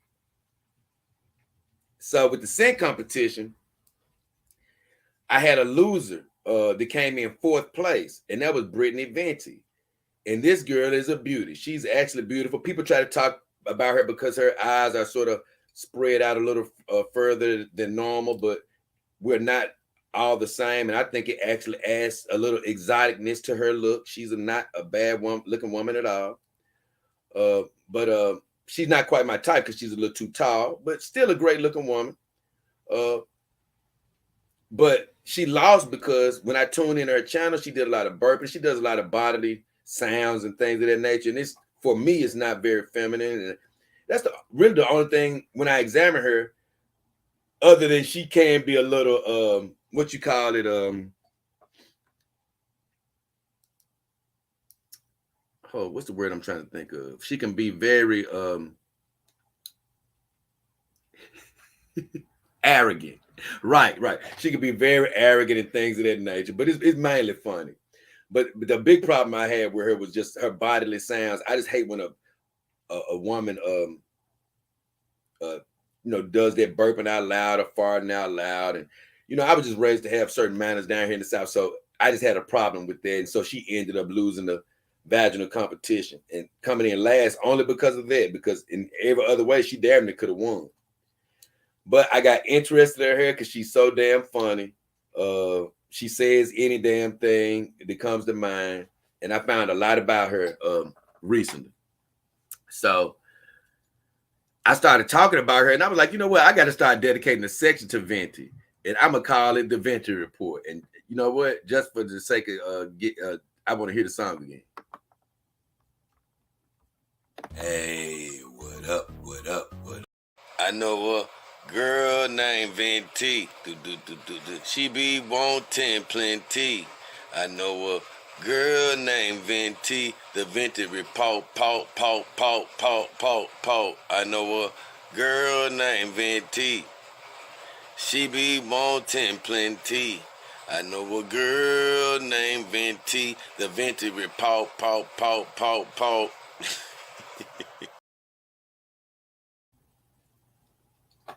Yeah. Yeah, so she's so funny. I said, you know what? I gotta talk. I gotta stop. I gotta make a little thing for her and give her a little segment every week until she ain't until I don't want to talk about it no more. So all that said, I'm gonna share her Twitter feed because she hasn't been doing any shows lately. I got a show actually that I'm gonna discuss something that she's talked about because she always giving me something to talk about. I'm gonna be honest with you. But today we're just gonna do a little light scan on what's been going on in the world of Brittany damn well Venti. What's been going on in the world of Brittany damn well Venti? We're gonna see. Let's see what screen we're gonna use. Let's use this one. Okay, this is her Twitter feed. And so let's see what Venti talking about. She's always talking about something. What the hell is she What the hell is she up to this time? Because I was looking at her stream the other day and she had me, but she was just popping up on mine. I said, what the hell is this damn Venti talking about? Crazy, man. Let's see. Right here, she says, new video. She says she's trying styling tips from the HR collection. Look at Venti. She said, there's her fashion advice work. Yeah. So that's a new little thing, I guess. She tries to do her fashion, and that's why I always tell Venti, she a cute girl, but she frustrates me because she giving fashion advice, but she's still burping.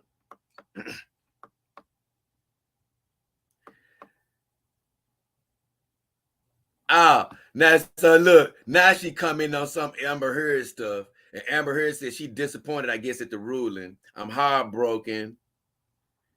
The evidence wasn't enough. She said, I'm more disappointed with what the verdict means for other women. Get out of here. With what she was talking about, she was the one who was doing bad towards women from the evidence I was seeing. And I didn't keep up with that trial. But when you when you defecating in a bed, that ain't looking, you ain't sending a good sign for women.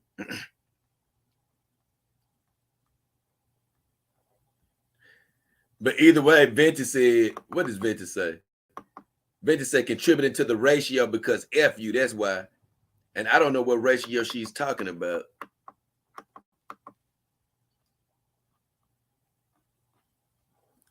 But either way, let's keep on going. What else does Venti say? Venti, she into NASCAR, looks like it. Venti says a new NASCAR racetrack just dropped. Let's see what it is. Oh, look at Venti. Oh, she likes space. Okay.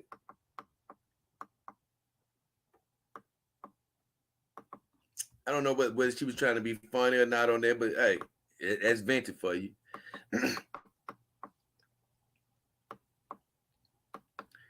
And look, I don't know what Venti talking about, but she's such a bad girl. She said calling people the friendly word to celebrate Pride Month. She's so crazy. She is so crazy. Then she says the fabulous word.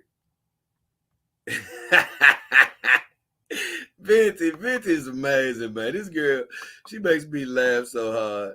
Now she says, some Bailey Norton says, when men raise their voice at you, just go, oh, buddy, big feelings, and that should help. And she said, I prefer God. You're so emotional. That's Venti for you.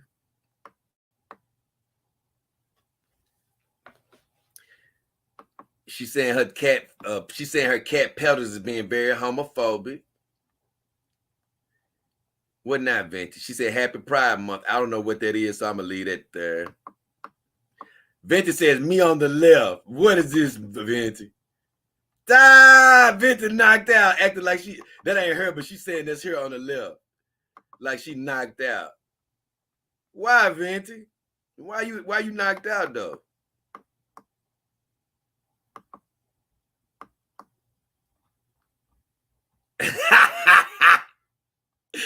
This is what I be telling y'all about Venti, y'all. Look, she said, the U.S. This place made a post said today is the start of Pride Month. The United States respects and promotes the equality and human dignity of all people, including the LGBTQIA plus community. Man, they adding so many letters on that. I don't even know what all that is. But Venti says, what about during the other months? This damn Venti is crazy, man. What else she says? What? What is she talking about on here? Talking about that feeling when no boyfriend who would make dinosaur noises for my affections on TV. Venti, I don't want to hear you crying about a boyfriend. I told you got to stop all that ridiculous burping and stuff before you get a boyfriend. And look, I don't know what she meant about him. I'm gonna leave him alone. I don't know what she meant about him. Now I agree with this though, but This dude says placebos produce effects even when patients know it's just sugar. And Brittany Venti says correct. You know, placebo is basically, let's just say they're giving you medicine, but they really don't give you medicine, but it has an effect on you because you think you're taking medicine. I think I actually read somewhere at some point where, like they said, the people, it still has an effect on people even when they know it's no active ingredient in there. I forgot what they said. I think it's just the act of taking the medicine.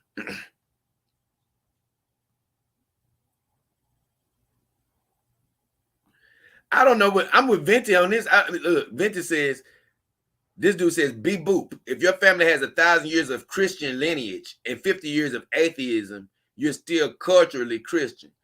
And Venti says, okay, now what? I don't even know what they mean by that. My bad. I wasn't supposed to go there. I'm going back to Venti.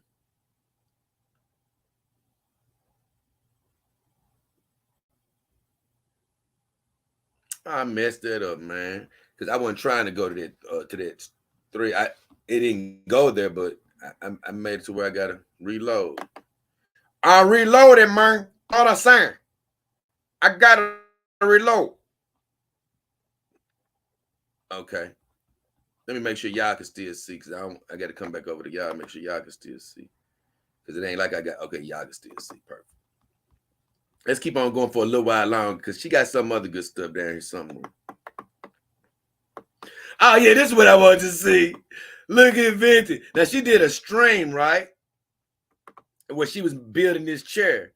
And this thing that made me laugh, because I said, I can't lie, Venti, me and her, even though I don't claim being clumsy over my life anymore, but I promise you, we got this in common. We had this in common because Venti said, look, I tripped and broke the table. I was only halfway building from that one live stream, because she was building this table on a live stream, and it had, she was just doing this on live stream, building this one table. I saw her making this table. I saw her putting the screws in it and everything. And she said she tripped over the table and broke it. I said, damn, Venti. That's just like me. I probably back in the day, I don't do that type of foolishness anymore, but that's crazy. And I guess somebody mentioned to her to use an epoxy on it. And she said, what the F is epoxy? I don't know what no damn epoxy is. And then she said, no more peace, only chaos and mischief. I don't know what she mean. I don't know what she talking about. Look. She says, I guess she said this first. She said, no callbacks to crawlbacks. That's funny. She said, no callback. I guess don't call her back or crawl back. She said, when men crawl back, I always remember that it's because their high line went back a centimeter. She's so crazy. I ain't laughing at her because I agree with her. I laugh at her because she doesn't say anything, man. This girl is amazing. Nobody else talk. I'm gonna tell you, the only reason that the Venti report exists is Thana don't talk like no other girl out of this group gives you the stuff that Venti gives you. Now this made me think a little bit, which she rarely does. A lot of times I'm just laughing at her. But she said jury as a concept is oddly barbaric to me. Like, what are we doing? Witch trials. I don't really like it either way. It's crazy. I don't even like the judge being able to decide by himself. But then even in the jury, it's almost like it's almost like she says, what are we doing? Witch trials. I'm not saying it is a witch trial, but it feels like it almost. So when she said that, I'm gonna give her a like on that. No, I don't want to give her a like because I didn't give her a like on it because it's talking about witch trials. I didn't want to get involved. But me personally, I did. It tripped me out. I was like, you know what? It is a bit barbaric. Oh, she said the deliberations of, damn, I didn't try to do that. She said the deliberations for Amber Heard and Johnny Depp in day 2 of deliberation with no verdict. She said, "Is it really that hard?" And guess what, Brittany? I would have said the same thing, even though I haven't been keeping up with it. But they came to basically a tie, so I guess it was that hard for these jokers.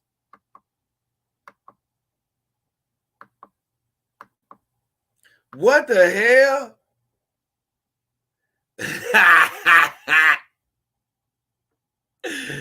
I don't know what this is for Venti. What is this for Venti? It can't be that bad. Oh, okay. It's just a dog in a cage. It ain't nothing serious. I don't understand what they mean by it, but it's just, it's nothing serious though.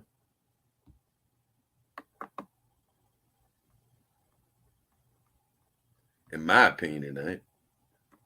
Some sort of a joke, but it ain't nothing serious. No, I ain't finna report that. The next thing is Venti. Oh, now this is what I thought was funny that she shared this. A lion in the China zoo goes viral for a fringe. That's crazy. Look at this haircut, man. That's sweet. The zookeepers did not giving it a haircut. Nah, bro. Somebody gave it a haircut. That's crazy. If there's a real picture. I don't think Venti got nothing else for me. But the biggest thing I was laughing at her. Oh, okay. I was laughing at her mainly because of that she fell over that table. But look, she said a woman who is attracted to planes wants to marry a Boeing. And Venti says a reminder that you are single. This girl is crazy. This girl is crazy. I promise you she is.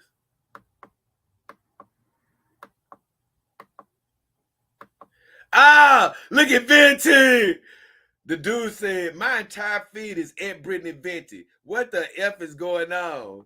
Venti says, testing is complete. Thank you for partaking in my experiment. I love Venti. She makes me laugh. What else? I don't know what she talking about that gator for. I don't know what she talking about him.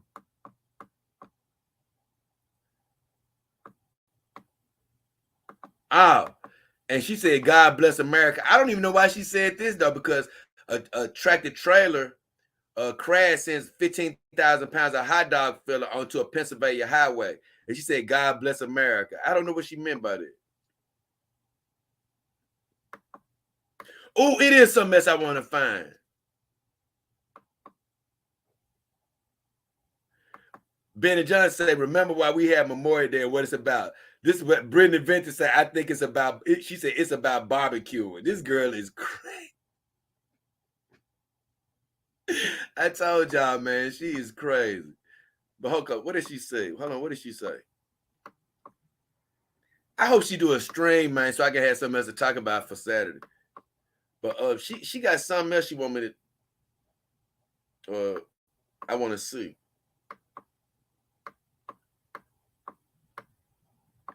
It's something else. Cause I feel bad for old Venti.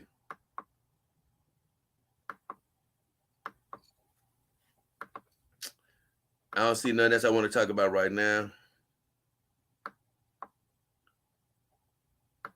I see what that girl talking about. Venti she was just reeling out tweet after tweet after tweet.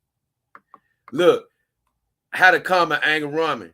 How to calm an angry woman. You're acting just like my ex.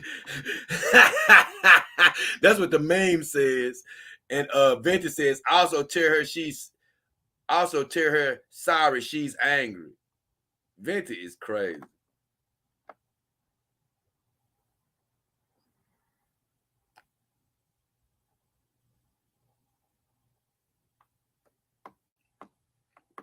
That's saying something I don't even want to repeat. I don't know what the hell they talking about on there.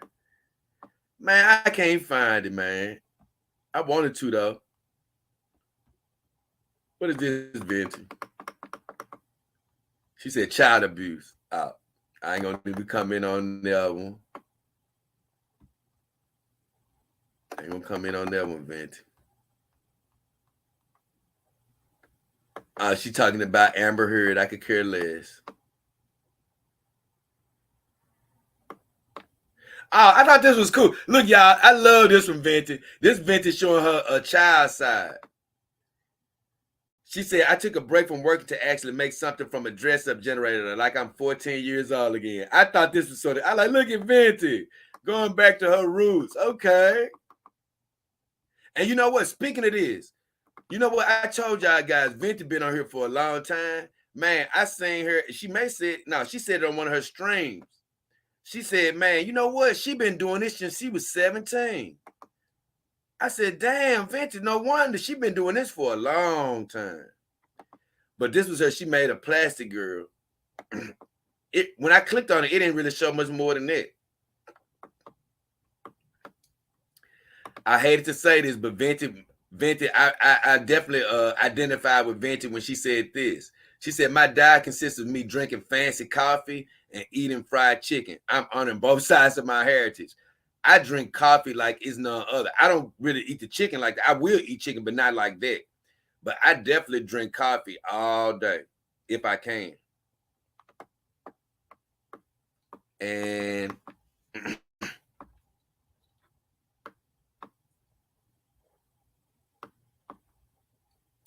now I hated this about Venti. Venti said, I've been fighting off a migraine for 24 hours and now I'm going to lose it. Then a little while later, she said, my eyes still twitching, except it twitched. It switched eyes. I'm losing it. I feel bad for Venti because, man, them migraines, boy, they can debilitate you. But she was stressed out, I think, over the cat, over her losing her cat.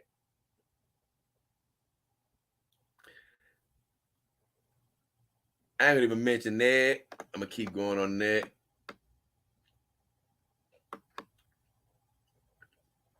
This is the craziest thing I've ever heard. I mean, not crazy, but I don't want to talk about nobody. But this just had me tripping. Venti, it says a Japanese man pays nearly $16,000 for a life-size dog costume to fulfill his dream of transforming into an animal. And I don't look. I can't lie. Venti got me having to look this word up because I don't think I know this. Venti said this is lycanthropy. I know lichen is a werewolf.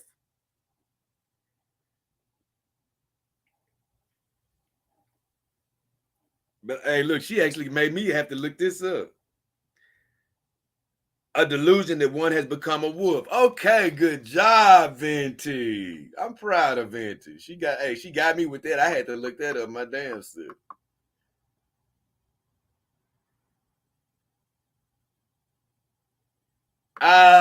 Venti says my playlist really will go from playing Allie X True Love is Violent, and I ain't gonna lie, I can see her being violent. And then she said to Big Juicy Juicy, Shake Your Tits, Big Juicy Juicy by Aisha Erotic. This girl crazy. Okay. She's talking about a migraine again. She's talking about that. I don't want to talk about that shooting. There's one more thing I want to talk about her. Now this is the thing I said that she said that Simcast got spicy. She hope Chris and Mary isn't mad. We hope she ain't mad either. It's only one other thing I saw that I want to talk about, Venti. Oh, here it is. And I found it. And I feel bad for old Venti. I know a girl named Venti. Well, what happened on this was Venti says, I lost my watch. She said it was a vintage one. She said, I only noticed it was gone when I got home. I'm never going to get over this. I'm never going to get over this. Lord have mercy. And I feel so bad for her because I ain't going to even lie. I hate to say it. It's crazy that that I found Venti like this because we actually got something in common. I had this necklace, man, that I got a while back, and it was, man, they don't even hardly make them like that necklace was anymore. It was like a chain necklace, solid gold, thick and heavy. Man, I wore it all the time. And honestly, when you wear something like that all the time, most of the time you don't even realize it's on you anymore. And I don't know what happened, what it got caught on, or what. All I know is I got home and looked in the mirror like, hey, where my damn necklace at? And man, needless to say, retraced my steps, never found it. And so she said, I only noticed it was gone. Talking about her watch, and this was a picture of the type of watch she had, I guess. I only noticed it was gone when I got home. I'm never gonna get over this. I just felt, I was like, damn, Venti, I feel sort of bad for you on this one because that didn't happen to me before. But I didn't like, you know how I am, guys. I don't like when she said, I'm never going to get over this. Don't say you're never going to get over it. Yeah, we don't want to lose it. It hurts. But guess what? You will get over it. You know, you may not get that one back, but you never know. Somebody could replace it. I mean, you could find it somewhere. And guess what? If you don't get it back, you'll get better. So, hey, I'm never going to get over this. But I just thought it was funny. Once again, I can't believe I got something in common with damn well Brittany Venti. Oh, my God. Either way, I'm out of here as far as talking about old Venti. I'm going to check back with you guys. I've been gone for a while laughing at her and her damn exploits. Like I say, it's just a nice little stray way to see what old Venti talking about because out of all the people I've covered, I think I can't wait to get her on the show. She's the most interesting. Johnny K says Johnny Depp won the case. They say it's the tie. Johnny K says, love the Venti Report song. I thank you, brother. Emma Dante says, thanks, Jay and Piper. Oh, thank you, brother. Piper says, my LB doll has gel implants in her. Oh, really? Sweet. Hell, JDK says comic book. Thank you, JD. Thank you, comic book. Appreciate you, my brother. And you just said that. Good. Well, guys, I'm caught up with the comments. That does it for the Venti Report. It's been a hell of a time. We talked about visions in the rearview mirror. Basically, hey, me looking back over old ex pictures on social media saying, Lord, I've done the right thing. I'm happy that I'm with my companion dolls. We went through all the videos on the comments on those. It was a wider range of things we talked about. I think one of the most funniest things was just talking about that $1 million. About, hey, what would we do? And honestly, it was more serious than it was funny. It was a very compelling thought. And then, we ended it here with the Burping Beauty, Brittany Venti. And like I said, I know a lot of us are doll owners, doll enthusiasts. I know people here have been hurt by human women. So some of you may be like, hey, we talking about human women. What are we doing? Man, for one, we need to have a full wide range palette, be able to talk about a wide range of things. Second of all, that woman is just super interesting, makes me laugh. Always give me some meat to talk about every week. And hey, she ain't the worst on the eyes either. So with all that said, I just think it's a nice little fun hitch to the show. But we've enjoyed you. We love you. We appreciate you for coming. Once again, special shouts out to the Dog King Army. Thank all of you guys for showing up. If you aren't in the Dog King Army, look on my channel. We love you to hit join. You can always donate during the live stream with a super chat, super sticker. You can donate on the individual video with a super thanks. You can donate on my channel, YouTube channel, directly to me, PayPal or Cash App on my YouTube about. So we really appreciate you. Thank you. Love you. Have a blessed day. We speaking favor all over your life, abundance. We speaking that you're on the right path and that everything you're trying to do is going to work out just like you hope that it will. And it's going to be even better than you think. So with all that said, we love you guys. We finna get ready to check out. But until next time, it's been me, J. King Hefner, and the beautiful Saima Renee Uzumaki. We are out. Love you guys.